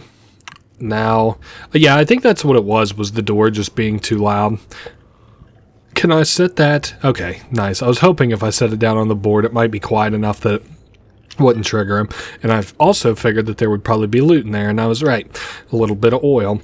Alright, continuing on from here. I think I'm going to, what is this way? Cell Area 4. A lot of prisoners. I talked about this a while back. I don't really understand the idea behind taking prisoners back in the day. Maybe there's some kind of like a moral obligation to it then too. Like kind of the same way that it's like, you know, I mean, you could probably make the same argument nowadays, but it's quite morbid nowadays to be like, why do we keep prisoners? Why don't we just kill people instead of bothering to feed them? But that's obviously barbaric. And like my same idea, like I was wondering by that same virtue though, like, oh, easy. If anybody felt like that back in these times and stuff. All right, now let me see. That is locked. A padlock is in excellent condition. Okay. I wondered if anybody felt like that back in these days, and I was like wondering why they bothered to feed and house prisoners, because you know it's like an area that you could otherwise use for like a room and food that you could otherwise, like, I guess maybe just feed to your pigs and stuff, but even then that's like assuming that it's slop and stuff. I don't know, just something that was kind of on my mind. And I used to have a book. I need to reorder it because I have it like bookmarked on like Amazon. What is it called? Like an Amazon wish list? I think I have it bookmarked on my Google Chrome. But it's an old book, and they were these giant dioramas of like different things. Like one I really liked was it had all kinds of like different natural disasters there's been in real life, like the Hindenburg, and like what happens when a tsunami hits, and what happens to the foundations of a thing whenever whenever an earthquake hits, and just little cool stuff like that. And one of those books was like different dioramas of I think that's what you would call it. Different dioramas of like stuff throughout history. Like it would have like a diorama of like a castle and stuff. And I remember it was a children's book that I had, which is like kind of morbid in this regard. But it showed like drawing and quartering of like people and, like what exactly that was. Now I do have a little bit of a way that I like to kind of fadoodle this guy here. So he is going to come in, and I probably am going to get caught here. I guess maybe we'll see what happens. It just kind of looks like he's coming up there. So what did I even end up picking up? I got a glass jar. Should I... Okay, glass jar holds the acid safely. Okay. So the monster should break open the door. But anyway, I had that book, and I remember it talking about, like, obviously the living conditions of prisoners at the time was just, like, not good. You would just, like, basically be kind of starved and stuff. You would get, like, stale bread, and, oh, man, if you got any kind of meat, you were hella lucky. So, like, basically I need to... So he's not going to be able to get us, and then he's just going to turn around and go to leave. We've now gotten a couple different looks at this guy. None of them have been particularly great. How's my sanity doing? Head is pounding, hands are shaking, knees weak, arms are heavy, vomit on my shirt already. The grunt is, ugh. All right, so he should leave here soon enough. Now, looking at him is definitely not the call for my sanity. I guess if I passed out, though, this is probably the place to do it. So we have acid. Was there anything... I guess I could put acid on the padlock and then maybe bust our way through it, right? That's probably the plan. All right, so he is headed out that way. I don't want to re-alert him by him knowing that I am on the ground, but I do want to loot this place, see if there's anything in and around here that I can take. It doesn't really look like it. Okay, so there he is. He's leaving. It's always tough balancing between, like, looking at him to get an idea of where he is, kind of staying in the light, not looking at him so it doesn't drain your sanity, but I don't have any problem with it. This is kind of, I don't know if this isn't like a spoiler or anything, but what the hell? It won't budge. I did play A Machine for Pigs, or like, I'm like 10 minutes into it. I got stuck on a puzzle and it was like really giving me a headache. Actually, I was stuck on the navigating aspect of it, but it doesn't have the inventory management. Like, you just permanently get like a flashlight. It's like this game without all the cool inventory management, and then the one or two puzzles I've done already have been extremely boring, so I don't know. I'm trying not to like immediately bump into this guy, but on that same note, man, I wish I had a map. I'm a little bit too used to having a map in a situation like this, I guess. So this is what? A very poor condition lock. So could I use acid on that? Okay, cool. So now severely weaken the padlock. We could probably use the hammer and chipper. Okay, and it does sound like there is a monster behind me. I'll just go ahead and shut that. Okay, cool. And then we can just go to the cistern. Moving that orb was like pushing a star in the night sky. It wasn't supposed to happen. Ooh, the shadow isn't some vengeful spirit. It's the universe catching up with itself. All right, so let me reacclimate myself with supplies. We got 3 tinder boxes. I'm going to just go ahead and refill up my oil. Okay, so we are in a cistern. I might let this play. Let's listen to this. You use the drain sewers as a means of transport? Yes, they were built to divert water from an underground spring and are quite spacious. It seemed only natural to incorporate it into the overall structure. But we won't be using it. Not today. The flow is seasonal, and when the spring runs dry, the damp tunnels produce a rather poisonous type of fungi. There is an antidote, of course, but we won't be bothering with it today. Come, this way instead. We're almost there. Okay, so here's a bit of a problem, and it comes in 2 stages. So first stage problem is that we have water to get down to where we're going. So we have to figure that problem out first. Now, I guess I don't really need any I guess I don't really need any light right this very second. This place is pretty bright. So we have a glass jar of oil, which we only need because this fucking lever here is stuck. I can only imagine having oil leaking in your castle. Like, man, if you're gonna leak anything worth anything, it's like you might as well have it leak liquid gold, right? So we have to keep lifting this ladder up and then dropping it down onto the pipe to eventually break it. Hey, there we are. I thought that was a cute little kind of physics puzzle. Now that big cistern door is locked too. I don't think I've made mention of that quite yet. That door there. So it doesn't do us any good to even try it. Maybe I'll try it on my way out. I can't remember. So I think both of these busted. Yeah, that one doesn't work. And then this one here. Okay, that one works. All right, fair enough. So we have to visit the control room to kind of fix this. I did think that like all the kind of paintings in between the levels were very pretty. All right, so we are in a machine room. Now this place isn't deadly. How many tinder boxes I got? I got 3. I got plenty of oil if I end up having to use it to, like, you know, navigate this area or whatever. Okay, so we'll open this. So this here I actually thought was about a half charming puzzle. We are going to need these pipes too here fairly soon. And I accidentally shut the door in my own face. All right, so we'll take the pipe and put it right about there, and we'll open up this door too. Okay, and we got another pipe here. I just need to collect these for a future puzzle we're going to have to deal with here shortly. All right. Okay, so you can see in this room we've got, I'm going to call them sandbags, even though they're metal. I don't know what they're supposed to be. So they're all stuck in position. So on the other side, you can see that this kind of mirrors. They mirror one another. So what I'm going to do is we'll just say this one that's like right most against the wall. It's like right underneath of the pipe here. And we'll just maybe try to remember 2 of these. This one, if I'm standing at the entrance to the room, basically, it's a little bit above the pipe. So let's try and get both of those set up. Okay, and so we can rotate this valve. And this one is right below the pipe. And this one here should be right above it. And I do think that I can hear it whenever it locks into place. So, okay, well, there you go. We just got that done. So maybe it's even more of an audio puzzle more so than it is anything. But anyway, now we can rotate this door. This door has, I don't know, it's not too interesting, but we move the pipes into here.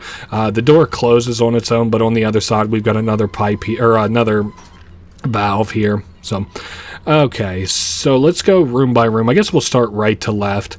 None of these are like very difficult or anything. I guess I could go ahead and light this, maybe just to restore sanity while we're doing this. So let's see, these are all stuck. So we got down, up, up, down. And I'll go ahead and take, is that a note there? Okay, I'll take the note. Cool, the machine. Maybe some of this is like hints of how the machine works or what it does. I'm not overly concerned with it other than the fact that it's going to let us progress. So, and I think that the place we need to put these pipes is over here. So let me just go ahead and open this and move this pipe here. So this one's really simple. You don't even have to like put these on yourself. You can just see how the pipes are over here, and then you just got to throw the pipes over against that wall. And I think we need 4 in total. So, and this was an area that, this whole area was pretty intuitive. I felt like you didn't really have to, there was no real big secret to this area. You know, there was never any time where I was like, I just don't get what I'm supposed to do here. All right, so here is the 3rd one. Perfect. So I think we're only missing 1 more pipe, which is probably in that last room that I haven't checked yet. Okay, so we will open this. And it was what? It was like down, up, up, down. So if I take these 2 and bring them down. I really don't think this is right. I actually think I have to do this the opposite way, but we'll see. Okay, and what about this one if I bring it down? Okay, that raises it. Does this one also raise it? No. What if I bring it up? Okay, that pumps it down. Okay, so I think that's correct. I shouldn't be able to move these anymore, right? Yep, they're stuck in position. All right, and there's a wooden crank, which I'll need here soon. And looking for another metal pipe. You know, it's so funny that, like, me saying that, yeah, this place is super intuitive, and now here I'm going to get lost finding the last stupid-ass pipe that I need for this little bullshit. Let me make sure that it's not just in this room. And I'm goofing something up. No, actually, I didn't realize it until now, but so much of this is just mirroring the things that are adjacent to one another. Like this whole area, excuse me, is all just mirroring. So I'm going to check this room one more time just to make sure that I'm not simply overlooking it, because I don't really have my light out a lot of times, and I don't really check the most the, like, you know, recesses and stuff. No, we're good. Okay, I'm gonna say it's not back here. I'm gonna say we need to go look in this area where we were before. Okay, let's see what we've got. How about this room? I can't remember which one of these had it in it and which one didn't, so I'm just kind of retracing my steps here. So this room did also not appear to have it, or, like, you know, this is the room that we probably already picked it up in. And then we have this room. The only thing I missed was a tinderbox. You know, I'm going to just cut here real quick, and I will be back whenever I have found wherever this stupid old pipe is. I'll be back. Oh, okay.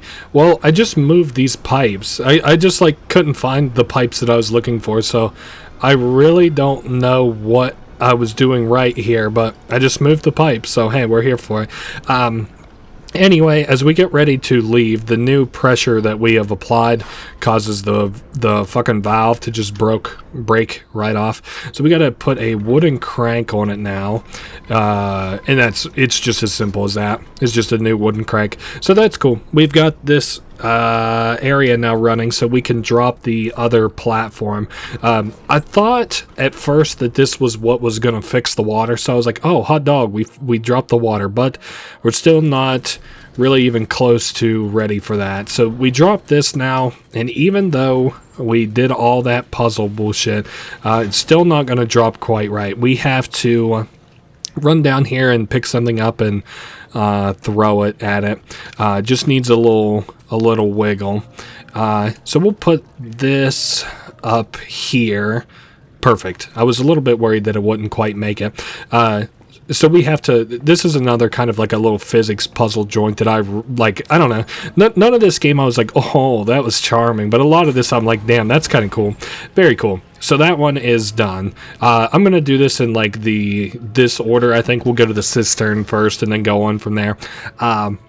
I think here is where we'll encounter, as you might assume in a cistern, the water monster again. But this is an area I never really thought that it was that dangerous at all. Really, this was just like navigating. You are conserving water from the spring. So here we get to see Alexander's genius again. Like, you know, he's good at mechanically inclined, you know, things as well. Because the cistern... Like he has engineered up the ability to create this cistern, and it was like something of his own genius, you know. All right, so I did see some... Oh, and I fell right into the water. Definitely didn't mean to do that. Can I get back up here? Oh, honestly, what I get for running through that... running through that little segment. I guess I thought that the water monster was here. Maybe I was wrong. Well... I guess maybe just calling me wrong. So how's my HP looking now? Wound is bleeding quite badly. Fuck it. Let's just bring it up. Cool. A few cuts and bruises. I guess I'll fill up my lantern a little bit. We're doing good on like light supplies and stuff. I don't know. There's one area in this game that I made it to, and I didn't have very many light supplies and stuff. So I'll be glad to get back to that part and actually have lights and shit. So, I'm not going to bother to listen to that. Redirect, what does that say? Redirect sewer water. Hopefully get all that water out of that lower level so that we can progress on. Alright, let's go. Oh, I see there's a chest here. I always like those now, don't I? Tinder box and oil. How many tinder boxes? We don't have very many tinder boxes. So, I'm assuming if I get down in this water that I'll get chased by something? No.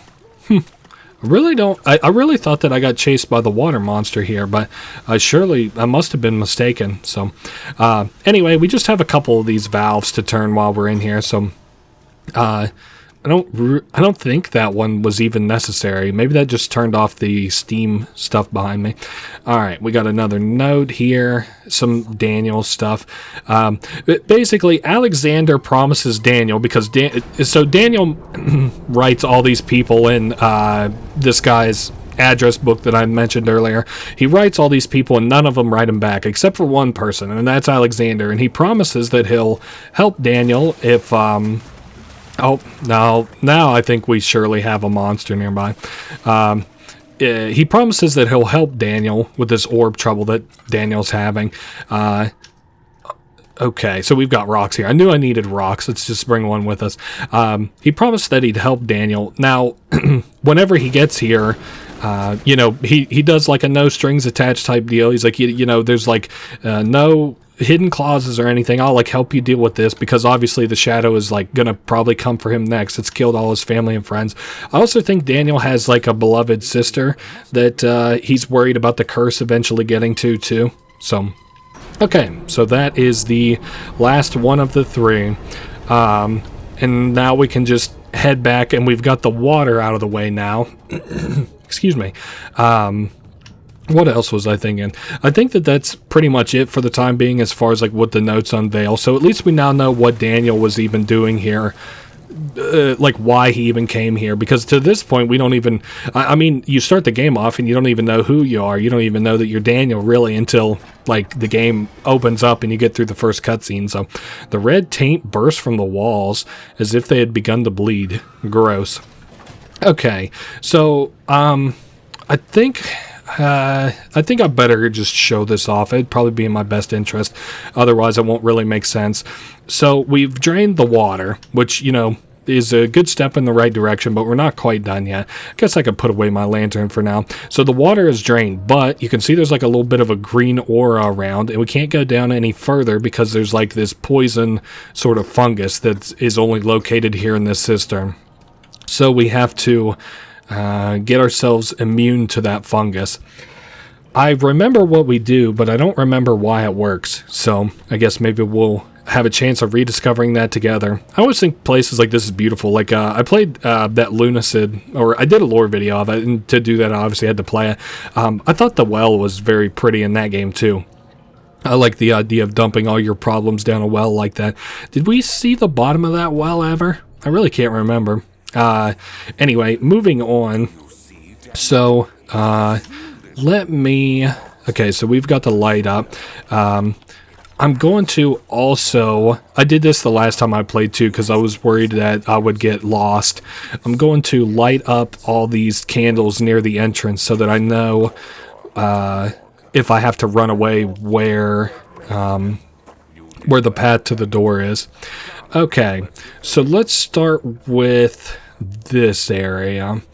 I think I'm going to have to... Maybe I ought to backtrack first, because I know this is where we end up. Wow, this place is really bright now that I've lit everything up. So this should be a dead end, based on what I remember. Oh, no. Actually, I don't really know what this place is. It looks obviously like a torture chamber of some sort. So here is copper tube, laudanum, and I don't think there's anything else to see. This is somebody who woke up in this room right now. The audio is playing. He's like, what the hell? What am I doing in this room? Alright, so we're headed back. I guess I don't really know why I was so worried about getting lost, because this doesn't really seem like an area you can get lost all that easily in. Also, I'm not running anymore, which is peculiar to me, to say the least. Okay, so this area it felt like bright enough. So we've got a body here. I guess I'll go ahead and light the candle right beside it just to make it a little brighter there. Let's see what the note says. The vaccine enabling my men to work in the water was a success. Only a few servants have been remedied as it proved difficult. The others will perish. An injection of vaccinated blood will work as a shield long enough to pass the sewers without any risk of infection. Okay. So that is what we're gonna do, is just inject the blood into ourselves of a immune person. And you can see, or you can probably like infer that this body is going to be one of those that's immune. Well, I didn't necessarily infer it, but I was like, damn, there's a lot of bodies around. It's probably that one that's on the table. I don't think, I'm just kind of looking around. That's a pretty flower. I don't think there's anything to loot in this room. I think actually we're probably good to go on like, on getting that blood into us. I think we have most of the tools that we need. Okay, so stiff from rigor mortis. Okay, let's start with... Should we start with the copper tube? Cannot penetrate the skull. Okay, what about the hand drill? Yeah, I remember this being a fairly gross-ish, morbid-ish looking deal. Alright, the copper tube, and then we connect the hollow needle to that, and then we just prick ourselves, I guess on the hand or whatever, it don't matter. So that one is done, and we are now immune to the fungus's effect.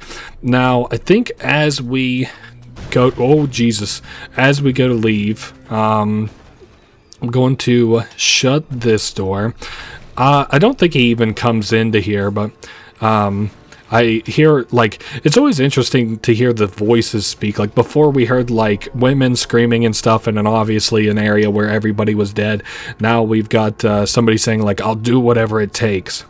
I hear him kind of walking around. Okay, he's trying the other door. I'm going to just get up and run. Yep, he is chasing us. This guy outruns us pretty easily, but I can take a hit, I think. Oh, wow, and we easily got to the door here. So, he didn't even end up chasing us that far. So, that one must have been a fairly forgiving area. Alright, let's head back down to where the mushrooms were before and see what happens. Alright, so we've got more rose petals that we're kind of following here down into the depths. I think I'm going to, yes, let's just head, because there's not much cause to revisit any of the areas that we've been already, so headed down into the sewer. Now this is an area, I didn't hate this area, but I really just didn't give a shit about it. Like, some of the puzzles I felt were a little obtuse.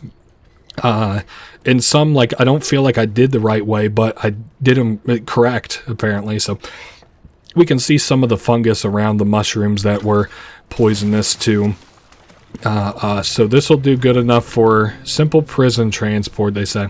So we can keep our eye on this guy, which I would recommend you do.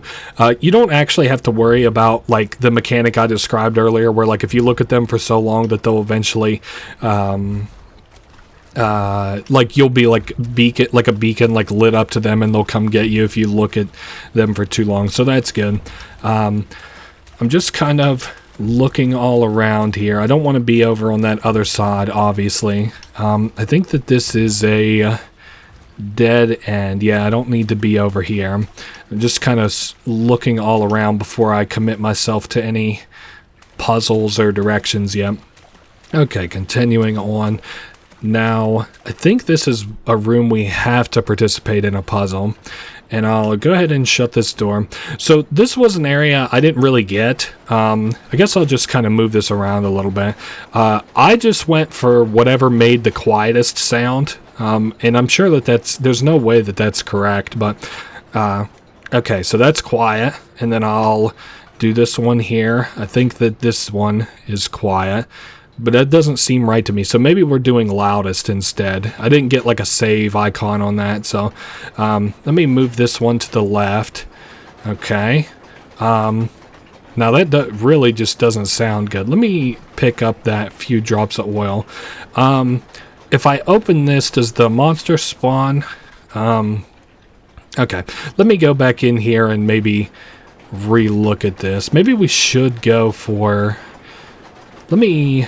put this one at the middle, or maybe this one just doesn't save. I don't know. Let's put it all the way up at the big one too. Okay, that one's quiet again. What if I move this one all the way to the left? This was the quietest one, right? Okay, fuck it. Then we'll just go ahead and say that that's right for the time being. And that one did spawn the monster, so that one was probably correct. Yep, I see him kind of meandering there. Maybe I should just shut the door.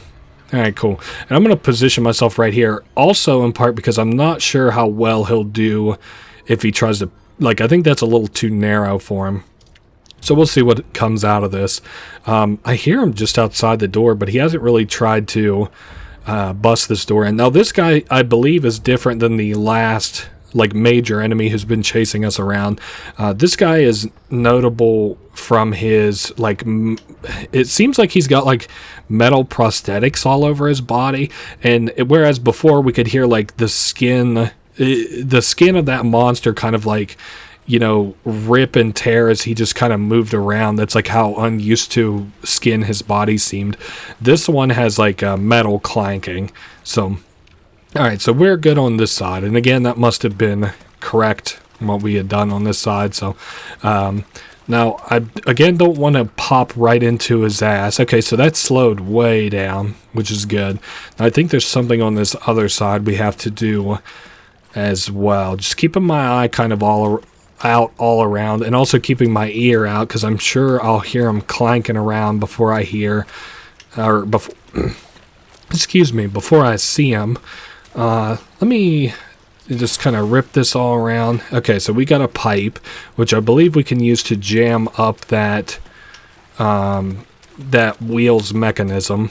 This seems like it should go okay. The monster doesn't seem to be like right here, so alright, let's try and jam this pipe into the into this circuitry. Well, that's not the right word. These mechanics. Okay, continuing on forward. So we just had some audio of a guy who's like, please don't take me. Anybody you take never returns. So something's happening to these prisoners, and it's not just starving. I think that, no, it's impossible to get through. Okay, fair enough. Let's continue on forward this way then. I think we're getting to the throes, like to the very end of, oh, this goes forward, to the very end of this game. So this is one of the monsters who's dead. Kind of feel for him a little bit. It looks like a brutal way to go. You are carrying the shadow with you. I'm pretty certain. Maybe I black out. I might also get a cutscene here. If I get like an actual cutscene, I might be quiet for it. But I really don't. I don't remember what's supposed to happen here. Let me open this door and maybe try to go back. Now that we've had that creaking, sounds like something has busted. Oh, that's the monster. All right, he'll probably be right on our ass here in just a second. Maybe I should try to trick him into this room, and then I'll shut it behind me. Let me get him a little bit closer to in here. I didn't lose him already, did I? No, he just didn't give a shit to come up this way. All right, maybe I'll try and sneak and follow him. I assume the sneaking in the water wouldn't go very well for me. Oh, there he is. You know what? Fuck it. I might just go around him. Now, we surely have to suffer a hit or two for that, but I think I've got the HP for it, so... Oh, no. I surely have the HP for it, he said before he died. Tread carefully. Now, I do think that the checkpoints are actually pretty forgiving. So, what is my HP at? Was it low? No, I've got a few cuts and bruises. So, this should respawn that enemy. I think what alternate plan, I'm gonna try to like get him angry and then bait him up here. Oh no, he's behind me. Okay, did he notice me? No. Okay, so we're good to go. I don't think I would have got too lost, because I think all roads lead to home sort of here, in that like everywhere eventually leads to the exit. This is probably the way that I would have ended up going if I was being chased. Alright, and I think the other way is just a dead end, so yep, that is right behind me. Okay, and moving on forward. If I get like one or two of those shot behind me, oh man, he just has no chance. I'll probably be like well up this ladder before he even gets to this door. So it also, I'm trying to think what he sounds like. He sounds like a monster from some kind of game that I can't put my finger on. Or maybe I'm thinking of the monster, the dark smoke from Lost, the TV series, if you've ever seen that. Very good TV series. I like it. There is never any escape. Although I have been rewatching it with a buddy here recently. It's not holding up great. The acting's a little over the top, but I remember liking it a lot as a kid. So, okay, so that door is locked and won't budge. I just kind of want to get a feel for this area. We got tinder boxes, working off of like, you know, the well being sort of the center of this area. Hey, speaking of center, there's another tinder box. And we'll open up Let's see. Open up this door. I think basically there's only like one way to continue forward, and I'm going to hold on to my matches for right now. Contains a few drops of oil. I'll take that then. I'll take the tinder box, and it's not working. Something's wrong with the machinery. Alright, maybe I'll try and look into that. So, something about Daniel's diary. I think we'll hold off on like what these kind of notes mean and stuff, but he talks about like doing something reprehensible. He's like, what else could I do? I had to help with the ritual. And we've got prisoners who are never heard from or seen from again. So I think we're starting to get an idea of just how bad things can get around here, around Alexander's castle. How's my... Damn, my oil is really not doing too great. I've got a lot in reserve, but I didn't really have so much in the lamp. Also, I have way more in the lamp in general in this playthrough than I did last time, but I have way less matchboxes, or tinder boxes, I guess they're called. Interested to see, because I only have played a little bit of a Machine for Pigs. I'm interested to see the sequel coming in next. Like, I want to play Rebirth, obviously, and then try, wow, what's it? The Bunker. Both of those look kind of interesting.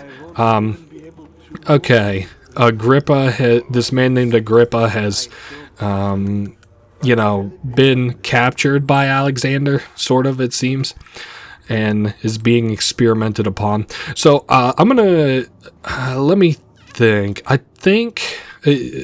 I'm trying to debate if I need to be quiet yet, because I will have to be here soon so that we can hear this guy talking. Let me pick up this oil first, and I hear some clanking around up here. Alright, what if I... Oh, and I moved that gear up, so now something's moving. Okay. Let's listen to this guy if he talks. Who's the switch?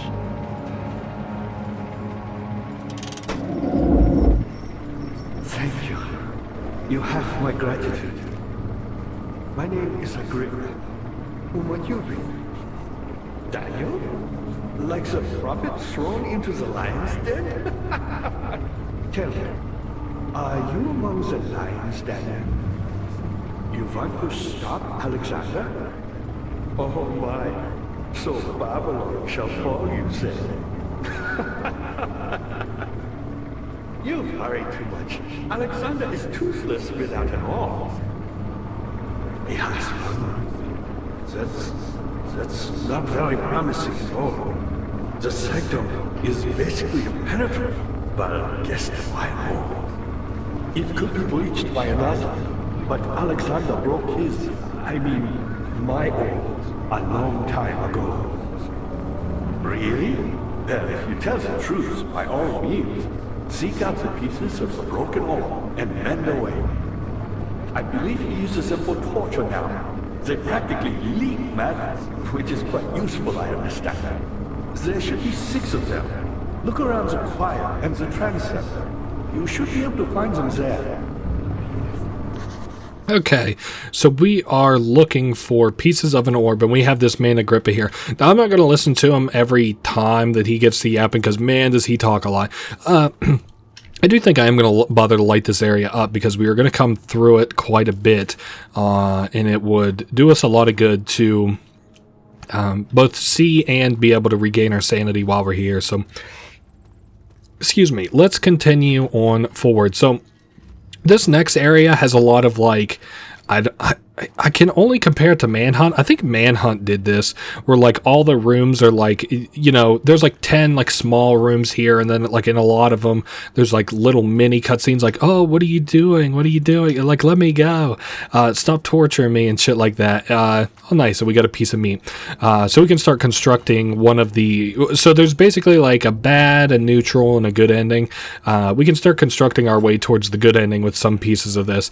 I'm not going to let these play out, because, like, we pretty much, like, we have already seen the throes of, like, you know, or heard about, like, all this torture and shit, like, you know, it's just kind of reiterating the kind of torture. It's like, wow, I used to be, like, being free used to be so nice, and now I'm tortured. He's like, it's whatever, but he's like, I've forgotten that life, but my body remembers it. I'm only really checking these rooms because Some of them had a lot of supplies in them the last time I played, so looking for those supplies, talking tinder boxes, I'm talking oil. It'll also be nice because I guess there's one tinder box. I was about to say, if I don't find anything, then it likely means that these are like, there's like dynamic loot to these a little bit. Also, these rooms are kind of lighting up and shit. They're like, I guess, kind of haunted, whatever. This screaming and stuff. I couldn't imagine. This is perfect haunted house. Has a perfect haunted house type feel to it. Okay, continuing on forward. So we're looking for, how many did it say? 6 or 8 pieces of an orb. It doesn't matter because we're going to have to find all of them anyway. So I believe this door is locked, and it's probably the other side of some big door that we saw earlier. You can see one of the monsters kind of crip walking across the way there. I think this area is really, really pretty. Wow. And it's also funny, fucking Daniel coming into the lion's den, that shit that Agrippa was saying. Like, it's so funny. I always thought it was interesting. I think, like, The Matrix had a lot of that double sort of storytelling or whatever, in that it tells like a lot of fables, like historical Christian fables, like through things that happen in the movies. And so it's like, you know, Daniel, who was in the lion's den in the story of from the Bible. So the pedestal has a smooth hemispherical depression at the top where we could put an orb maybe, and this way is closed off, as was described by Agrippa. So the monster being that way, I'm going to go to the right. I actually think that the monster despawns like at a certain point once you're in here, so I'm not really too worried about that way. So what else was I was talking about, like the proverbial Daniel from the lion's den from the Bible. Like that's a really funny way to go about comparing your character Daniel here to the character Daniel in the lion's den. It's cute, and I mean, he already pretty much like iterated that for us. So I think I'm going to need to go over this way. I must be where it all is, because that way down there is locked. So I also think this is pretty, and it's also very clear that there's no way like Alexander built this, right? Or at least it doesn't seem like it. It has some kind of weird architecture to it that doesn't really look, I mean, if it's human, it looks kind of Incan, but what's this? The shattered orb, yet to mend the thing, centuries have passed in vain. So this guy is centuries old. Wow. Sorry, I'm getting kind of my head a little bit here. Look, this is a little gold guy. Not gonna say his name. Okay, continuing on. I really don't think that there's anything to see here. Maybe we get like a cutscene from this. No, not even. Okay, so I think maybe that was all about like collecting those notes that will tell us that the orb shards are in other pieces of the castle, which we have to backtrack now to go get. We did get what was it, this bucket of tar, so whenever we get the orbs we can kind of bring them all together, but for the time being we're going to need to get pieces of the orb, and Alexander is like kind of not telekinetically, what is it called? Telekinesis is moving shit with your mind. Telepathy. He's like telepathically talking to us, like, you asked me for help and this is how you thank me. It's like, I don't know. You're really not going to guilt trip me into this one, buddy. Treat me like shit and try to kill me or whatever. Okay, let's put the lights around. So I think that Agrippa here will kind of tell us a little bit, but we have to open up these doors on either side, which you might remember that mechanism that was up here that didn't work. Well, we can move the gears from down to up, or that gear that we moved from down to up. We can now, like, this shit will now work. I'm also going to just go ahead and light these. I don't know. I like having this area a little bit brighter, especially given that there are so many spiders on the way coming down here. I don't know. This this game is so fucking pretty when you light shit up. Like, whenever you light something up, there's like something in the very primitive part of your brain, or at least my brain anyway. And trust me, I've got as primitive of brains come. I basically got like a rat's brain in a human body. So like, there's something very pretty about like going through an area before that was just like dark. It was just fucking dark, drab, dreary, depressing, all the D words. And it's like, now that it's been lit up, oh my god, so pretty. So each of those controls a door that was down there, and each of those ways is connected to where we can get several pieces of an orb. Daniel, we gone too far. I can't let you proceed any further. So it's kind of interesting. I can't ever tell what Alexander's like position on things is, because like a lot of times he's like, I have to stop you, my friend, and then other times he's like, after all I did for you. So he's like obviously guilting you. So where does Alexander just like use people? Does he actually give a shit? I mean, probably not as much as he's like torturing people and stuff. I also don't give a shit what Agrippa has to say. It was nice whenever I didn't know what to do, because he'd be like, you have to go do this, Daniel. And then I'd be like, oh shit, I didn't even think I would have to do that. And I would go do it. But now that I know what I'm doing, he's just a yap master. Might light this area up a little bit. Agrippa challenges Weir. So this is some kind of like maybe discussion between two people. Anyway, moving on, Agrippa and Weir. So we know Agrippa, obviously, and then, like, Weir is this... I don't know. I think Weir is actually a guy who can use the orbs very well. Like, he has, like, a whole collection of them. But I still really don't understand... That's probably the next guy I'll read about on the wiki, because, I don't really understand him all that well. I think this will trigger a very long cutscene that's really boring. 15th of August, 1839. The blood wards are failing. The shadow beckons, and its cry disarms my actions. Hurry, no time to spare. You have to kill another. Alexander produces a knife. He wants me to cut the flesh. Do it. Save yourself. He is a murderer, Daniel. He is evil, a cold-blooded killer. Hurry. Alexander. You must let me be. I have to concentrate. Paint the man, cut the lines, cut the flesh, watch the blood spill, let it come. Please, I didn't do anything. Paint the man, cut the lines, paint the man, cut the lines. Please, the man cries. Now you see.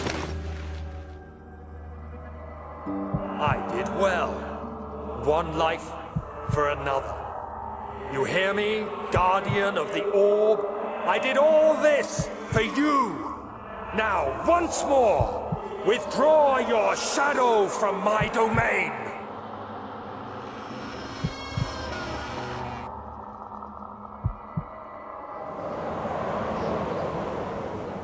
Alexander, there isn't much time. I can feel it. We must act swiftly. I will do whatever it takes. All right. So, at least, like, it's kind of interesting because you see the man that, like, Daniel has become in an effort to keep this darkness at bay. Like, you know, at least as you start things off here, like, you kind of think of yourself as like a normal guy, but like here at this point anyway, Daniel's like the kind of guy who's like, I don't care, just do whatever it takes. I just don't want to be haunted by the shadow anymore. And he's also become like tortured because he's like torturing people, which, you know, isn't really a concession. It's like, oh, all these people I hurt in my life, like how much it's actually hurt me. It's like, you really aren't going to get much sympathy from your victims or people by extension. But okay, now... Okay, for some reason my shit was being real weird there. I hate this place. So what I'm going to do, this is like a very big area. Very big. Oh, and I'm being chased by an enemy. Has to be very close-ish around me. This is the area I was worried about not having my lantern for. We're looking for torture rooms as we travel about.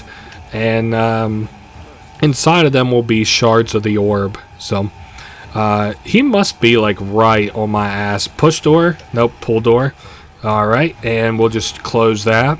Okay, and now we've got another cutscene. Now I do think that automatically makes him go back the other direction.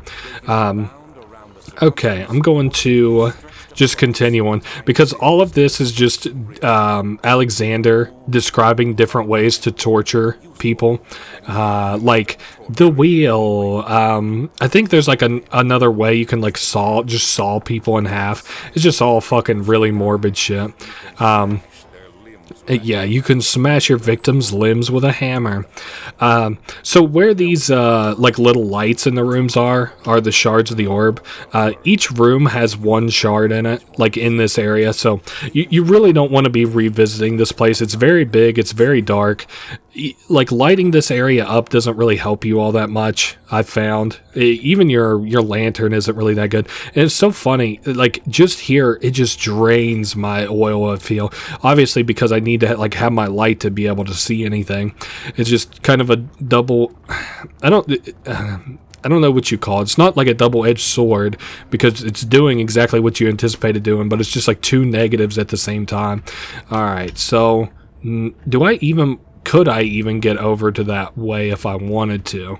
I don't know. I think that's the way I need to go. Hold up. Okay, so we're on top. Oh, but now there's something I can pick up down there. It's a fucking tinderbox. Forget it. Not worth me trying to remake that jump. Just keeping my ear out. I'm really not too worried about the enemy killing me here. Oh, yes. And then we can get a... Let's see. I think I can keep messing with this and eventually it'll break open. Okay, so we got a poison gland. This is one of the 3 things that we'll need to do a certain ending. Alright, so now that we are in here... this is a brazen bull. You can trigger, I think you can trigger certain things in every room so that you can see the torture method. Like, you know how we were interacting with that wheel in that last room? We can, like, light the bottom of this, brazen bull here, and like we'll get to see like a visual of somebody like burning. And I mean it's not that morbid, and I don't necessarily not want to put it on YouTube. It's just like it doesn't really, I can guess what that does. Sorry buddy. I can guess what the wheel does. I can guess what the saw that's about to cut a man in half does. Okay, so we are still looking for the last of 2 rooms. It kind of feels like I'm about to run straight into an enemy, but that surely isn't right? Okay, so we have looped around this way. I think he's way back to my back left. This is one of those enemies, I think, that has all the clanking stuff on him.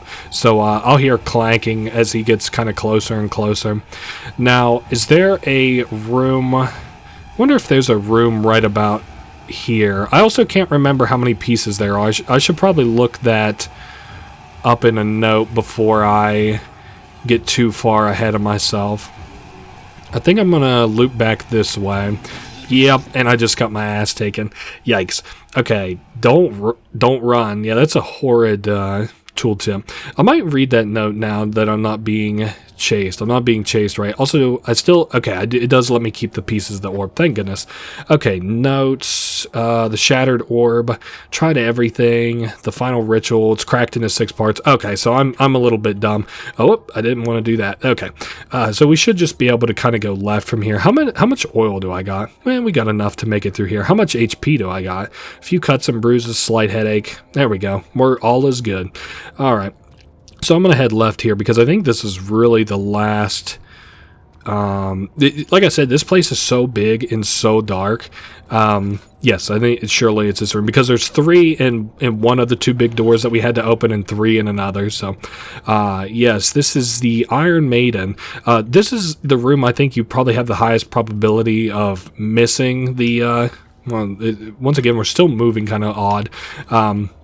You have the highest probability of like missing the orb in, but that's fine because they all have like a hue around them that you'll be able to see. Like this one's kind of got like a reddish hue, another piece of the orb. So it's like a kingmaker a little bit, and then for some reason Alexander wants an orb. Nothing this way. I'm just kind of doing loot here right now. I don't think there's anything there. You can interact with that big Iron Maiden and get inside of it to have another one of the like cutscene-ish deals I was talking about where you get like you can see like somebody get shut inside of one of those. It's like a torture sort of thing. It's like whatever. I got an idea of what an Iron Maiden does. Anyway, this is my least favorite part of the game, and we're already done with it, so that's very good for me. And that even includes the very long, very boring cutscene, in my opinion, where you have to like cut into that body. It is nice because it gives a bit of a look into Alexander's mental. Like, you know, you can kind of see how he goes from like what you presume is like your mental. You're like just kind of like a normalish guy. Also, where am I? This ain't right, is it? No, okay, so there's this. I just didn't have any matchboxes whenever I came through. No reason to light these up. I'm already done on this side, so. But it gives you an idea of kind of like, you know, Daniel's mental, and also like what Alexander is kind of doing here and stuff. Okay, so we can do a little bit of a thing here. We can take meat, tie it to the end of that rope, and then we can drop this down. We'll go ahead and let her go all the way down, and then one of those like little water monsters grabs a hold of it, and it takes just a second, and then I think we can something is pulling the rope. Oh, good thing it can't come up and hurt us, huh? So I think we can untie or unwind this thing now. I couldn't imagine what you would ever use this for. Maybe it's like a well, but on it there is a bone, picked up remains. That's the second part of the, you know, so we've got one part being the poison gland, the other being the remains. We just need one more part for this ending, and honestly, okay, I just remembered what it was. It's some vitae, that like substance inside of people's bodies that makes them do, that substance in people's bodies that like is released during high stress. Okay, so firstly, I'm going to climb these stairs. The Baron is like, or Alexander is like having this conversation with Daniel, like, yes, prepare this man who's cussing me out and telling me to kill him. Like, we'll torture him next. All right, coming up here. So that's what that painting looks like normally whenever it doesn't look straight up evil. I think we'll just go ahead and call it kind of good off that. I think we come up here specifically for some twine or string, but it does look like there's other supplies here too. Another one of those memory box things. I really don't care for those. Like, if you want a full transcription of the memory boxes, I'm sure they're available online. They just like pause things, and then it's always like Alexander being like, they think I enjoy torturing them, but it's a necessity, and then that's like all to it. So I see 3 doors, which leads me to believe that they are probably just going to be 3 rooms that each have 1 shard in them each, if I had to guess. I also hear like kind of, I can't tell if that's like sawing. Yeah, this is another one of those rooms I was talking about. It's literally just like a saw here, with like, oh great. Well, if we... The man hanged upside down, his tears soiled with blood flooding his belly. The rapist hanged upside down.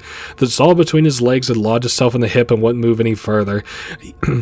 Yeah, I really don't need those morbid, gloomy descriptions. I believe he got what he deserved, but I believe that I didn't have to hear about it. Okay, now another thing I wanted to do. The grate covers a drainage pipe. Perfect. So I think we can lower our glass jar in there because we're going to need vitae. So we take string, combine it with that. Perfect. And then we can lower it down into the blood. Very nice. I think there's several places that you can get this blood throughout the game.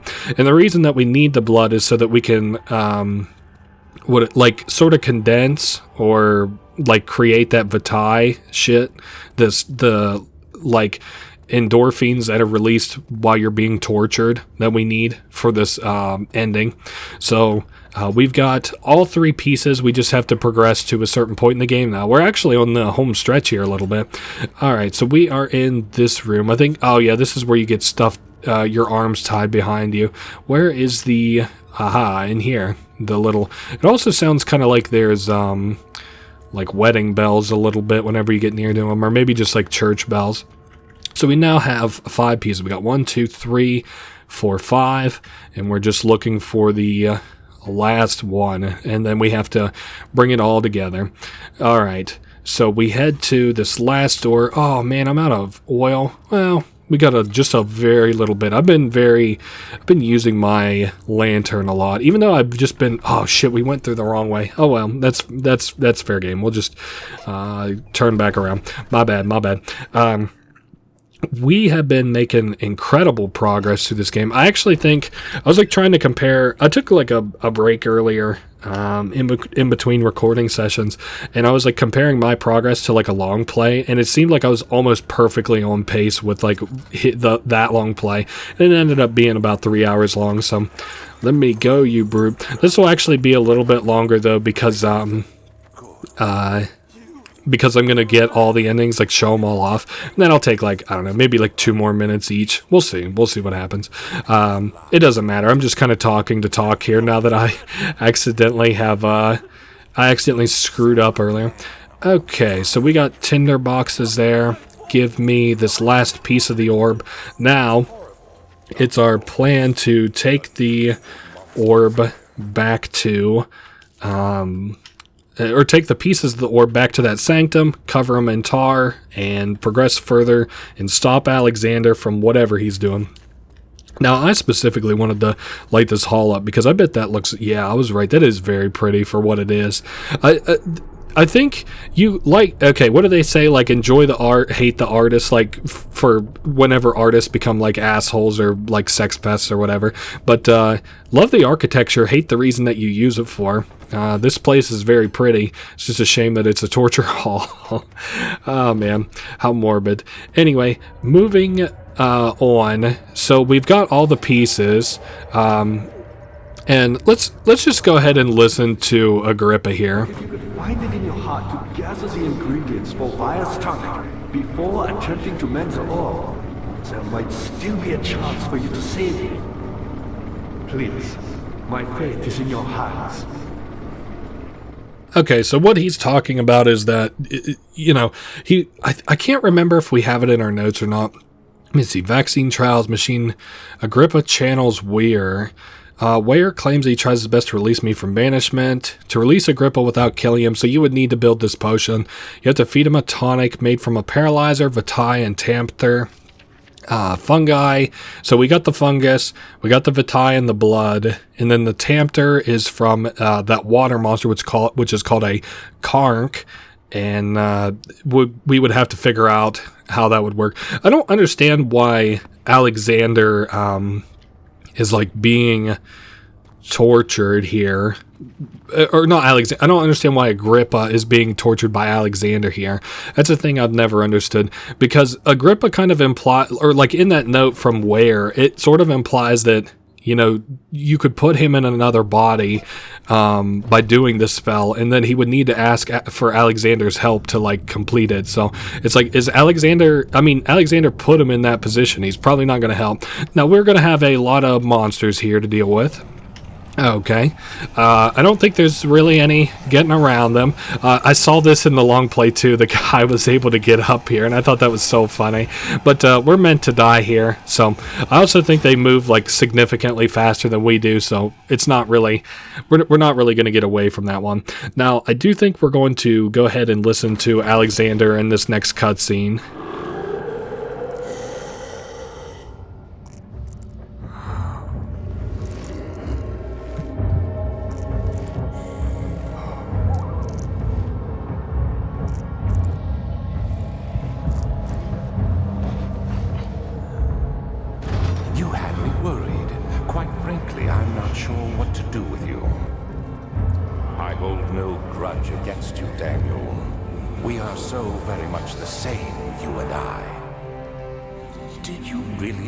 From the Amnesia mixture? It does explain so much of your behavior. You never did finish what you set out to do.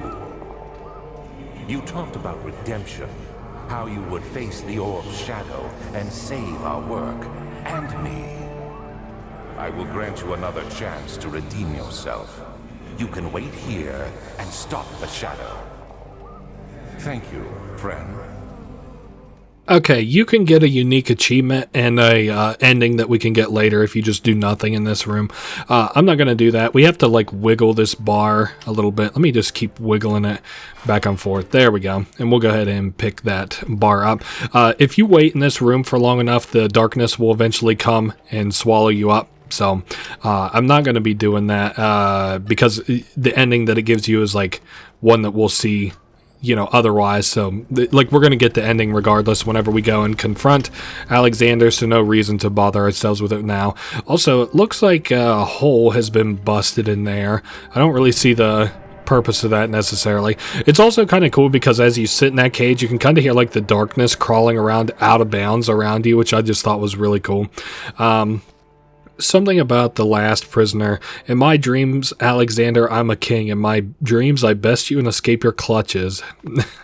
Oh, man. That's what a sombering, like, kind of note. I would never let Alexander read that, bro, because it's just like telling Alexander, like, yeah, you might be tight shit now, but I'm tight shit otherwise. Now, normally I would let this kind of cutscene just, like, play out in the audio-wise, but, I don't think I'm gonna. I really don't know the point of that. I thought there was a different cutscene that was gonna play there, but it wasn't what I thought it was. My misunderstanding. My misunderstanding. Okay, we have a lot of laudanum as well. How's our a few cuts and bruises? There we go. I'll just go ahead and heal myself all up. Then we got a bucket here and tinder box. I think we're pretty much like good to escape. So we take the bucket. Wait, I might have to reel this in first. Yeah. Because we have to fish ourselves up some water here. Is that? No, that's going the hella wrong way. My bad. A lot of bugs in this castle. I'm not able to tell what kind of bugs those are, but they're all around. I will put the bucket on there. I'm going to go ahead and also just take 2 things of oil. So we need a bucket of water. I kind of wonder back in a time like this, you know, during the Great Plague, standards for like just cleanliness in general went way up after the fact, but relative to what they were, considering that like people were like shitting and drinking out of the same bucket. But the point of that is to say like, I kind of wonder how water like that's underneath of the ground like that is even close to semi-pure, like with how treated our water is now. Oh my god, I'd probably shit my brains out just drinking water like that. All right, now what is this pipe? Iron bar. Oh, I think we probably use that later on. Okay, so we start to run away and the shadow chases us. You can sort of see it behind us. I'm gonna go ahead and close it. Oh, and this pulls in. Okay, at least the door was able to knock most of that out of the way. Alright, just we got plenty of time judging from behind us. Oh, not that away. I did that same thing the first time I played too. I was like, hey, it's the way with light after all. Speaking of light, we'll go ahead and re-pull out our lantern. Great googly moogly. Man, this darkness is very loud. Can't see it, but can certainly hear it.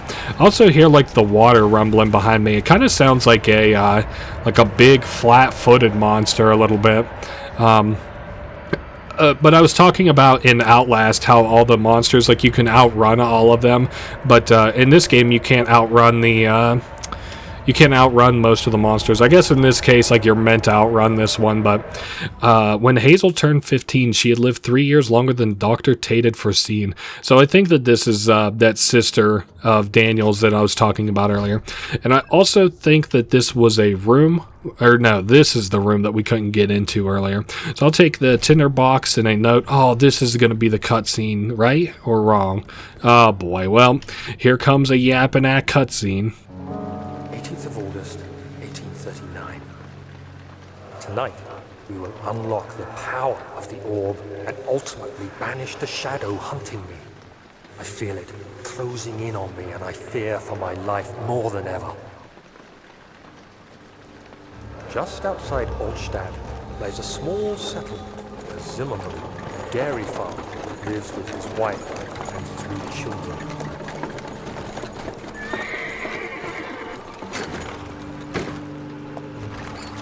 The coach went there. Our visit was unexpected, and Alexander was able to strike Zimmerman down without alerting the others. As he went to take care of the farmhands, I began to look for the children.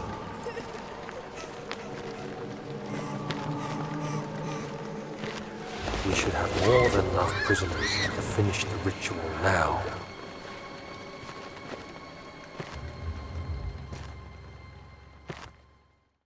Alright, so we got what we pretty much needed out of that cutscene in terms of storytelling. So, Daniel, once these, you know, he's like taking innocence at this point to uncurse himself, which is whatever, I guess.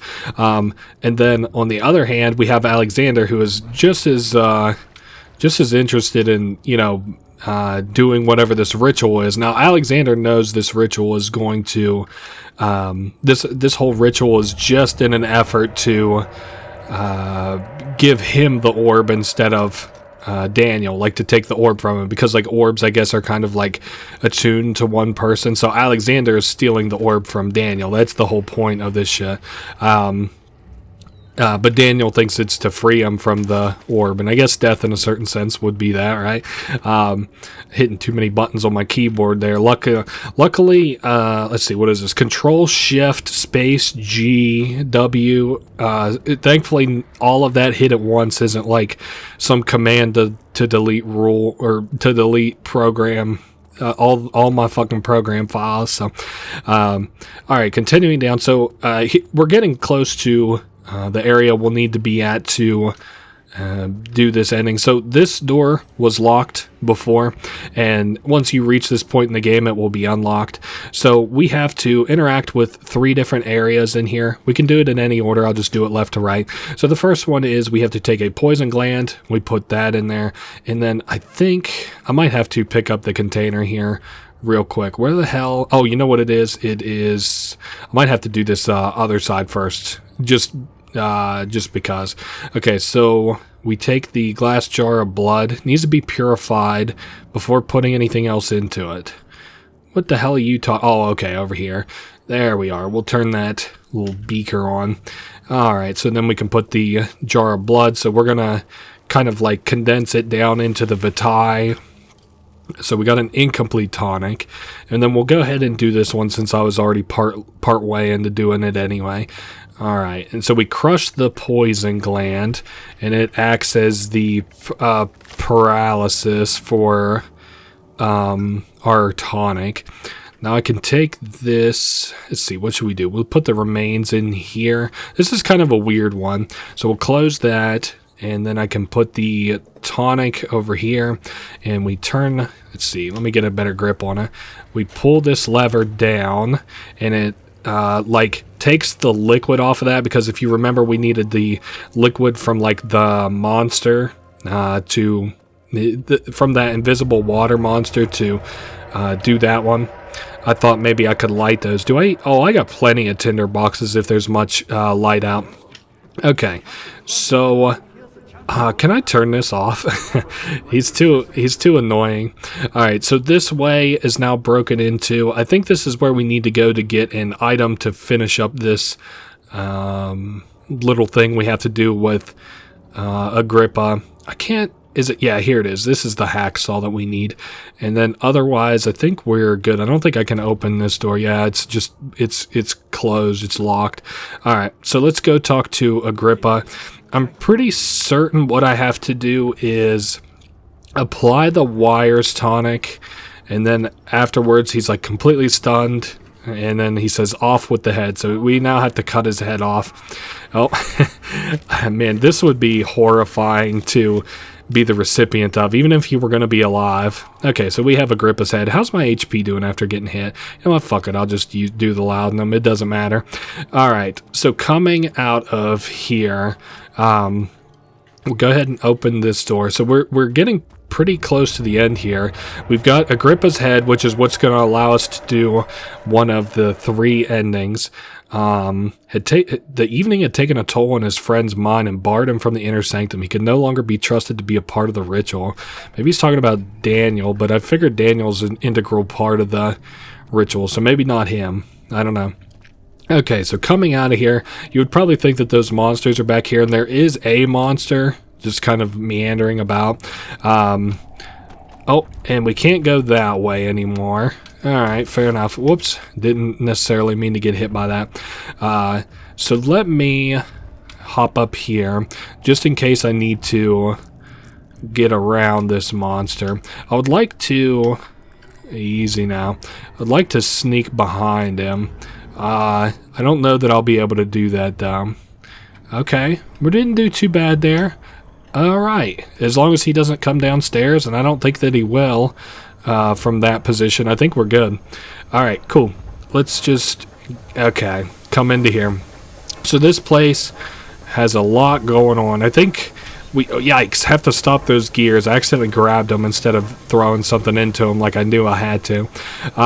So if you pick up a small item, like the hammer, for example... Here, let's pick up the hammer.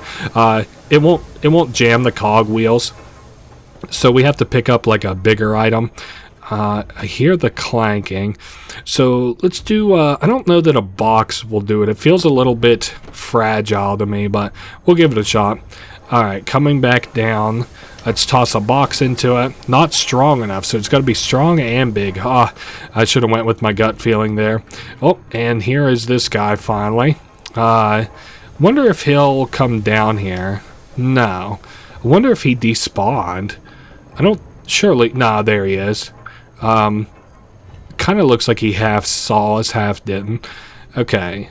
So I need to pick up something in here that's a little bit sturdier now. Oh, probably a rock, actually. That'll do it. Alright, let's go back downstairs.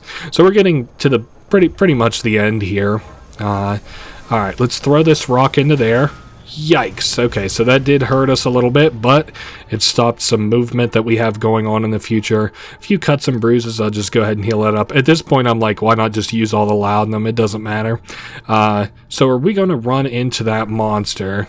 Yeah, kinda. Let's see. He'll go down that way, which as long as he's not going that way, we're fine, I think.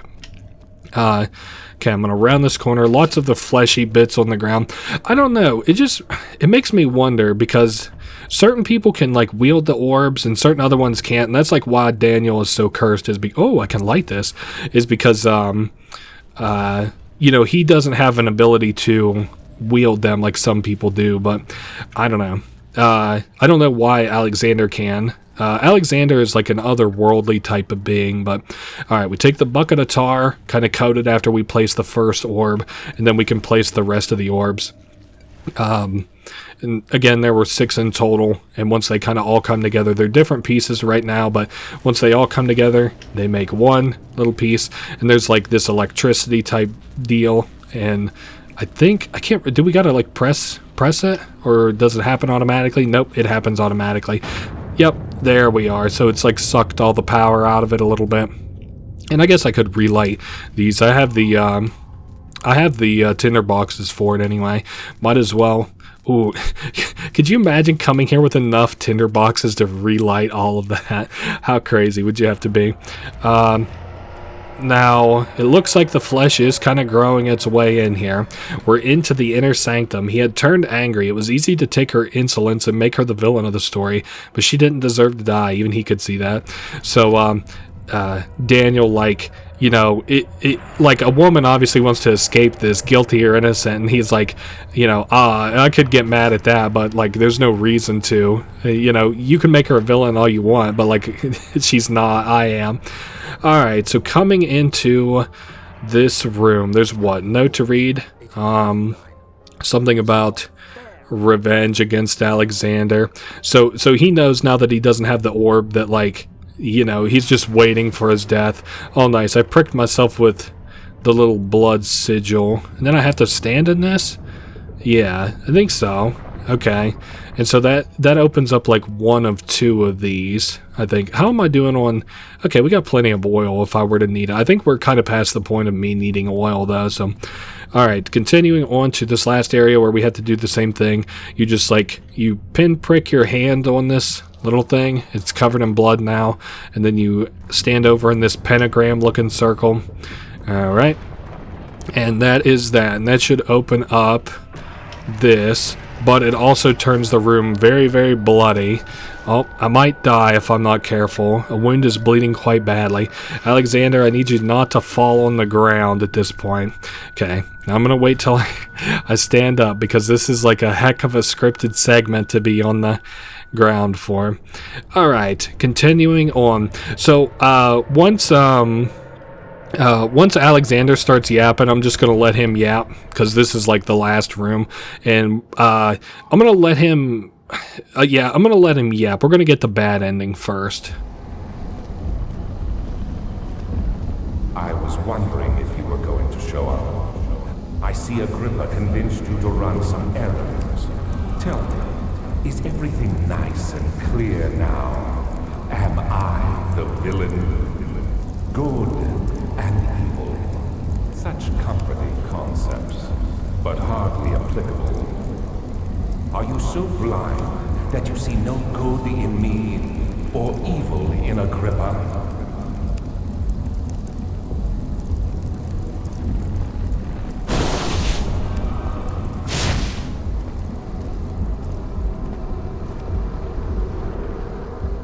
Alright, so for this ending, just real quick, we just have to do nothing. Like, it implies that you interact with these, and now I'm going to go back. I'm going to probably just cut in between when when Alexander says stuff, so we'll be back here in just a second.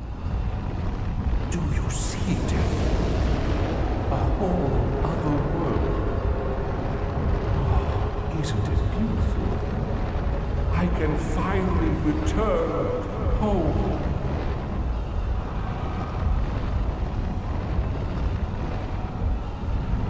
But you, and Solitaire, you won't be able to enter. You are still tainted, branded by the shadow. It will consume you either way.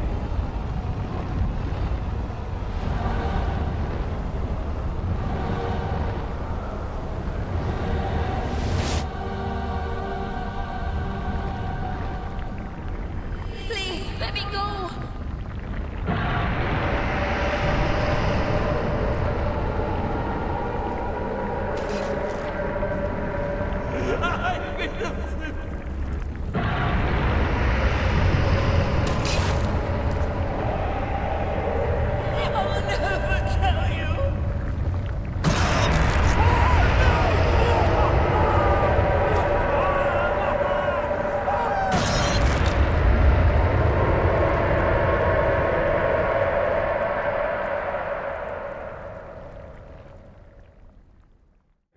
Thank you, my friend. Your sacrifice won't be forgotten. You will be celebrated forever.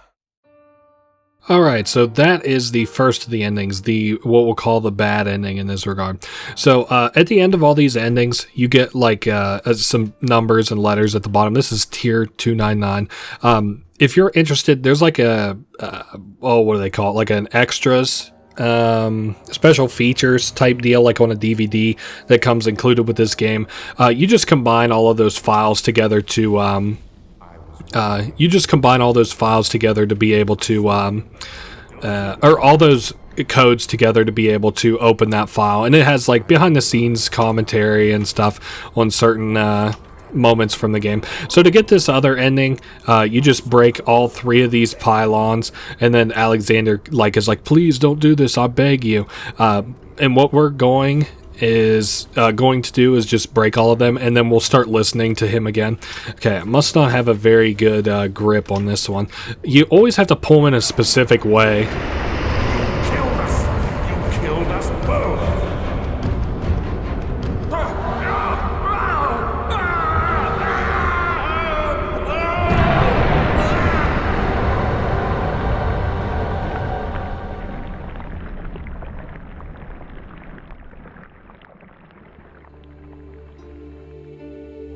It was my greatest triumph, and I never looked back.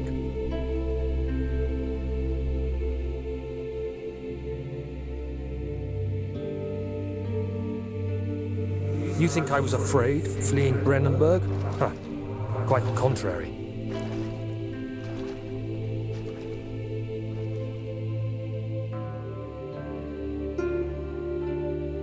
I knew it was my purgatory.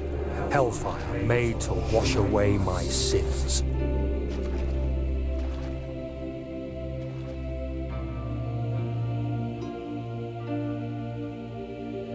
There's no denying the things I've done, but I have paid my tribute. I gave them that awful man. I did the right thing.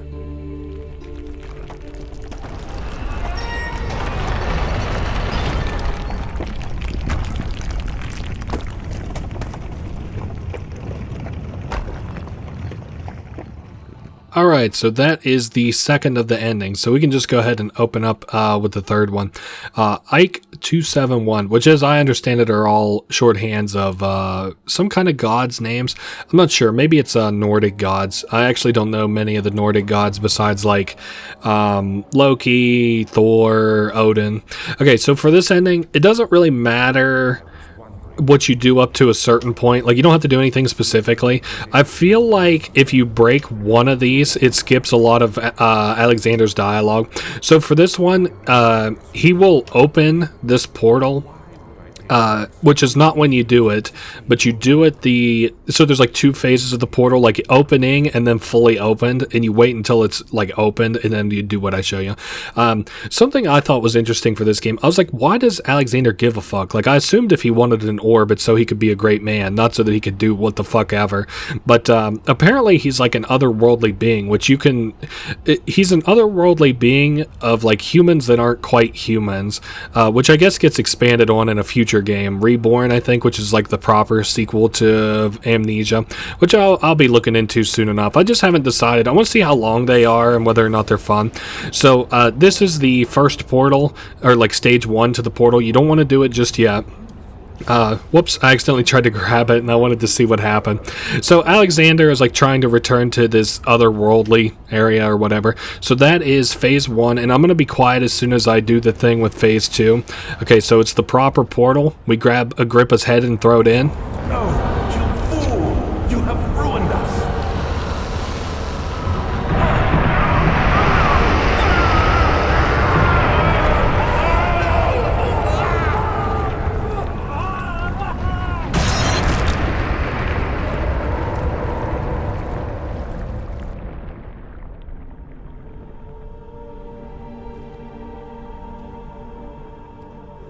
There he is. Do you see him, Vaya? He deserves so much more.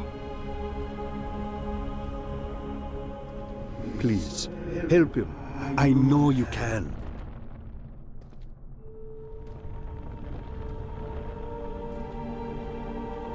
Don't worry, Daniel. It will be all right.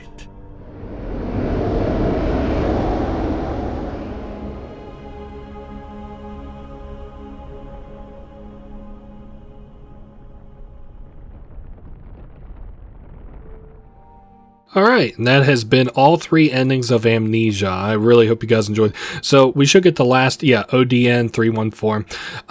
That has been all to Amnesia. Like I said, I'm not going to play the DLC unless there would be like some kind of like a resounding, like 10 people or something crazy wanted the DLC. If you're like on the fence, you're like, well, I would like to maybe see the DLC. It's just kind of, as I understand it, not related to the main story or not related to the Amnesia story. It was just some kind of like a promotional joint for Portal 2.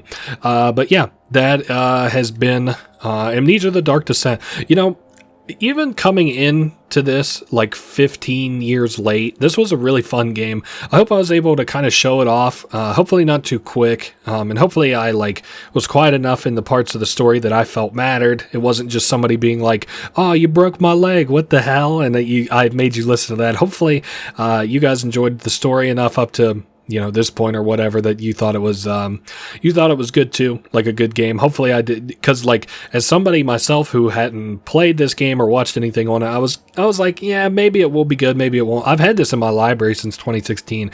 I think I got it in like some sort of Steam key raffle that I won, and yeah, I don't know, here we are. I hope you guys all enjoyed, but that's been it for Amnesia: The Dark Descent. If you see me do something Amnesia next, it will be a Machine for Pigs, hopefully. unless I decide to swear that game off. It's making me a little frustrated.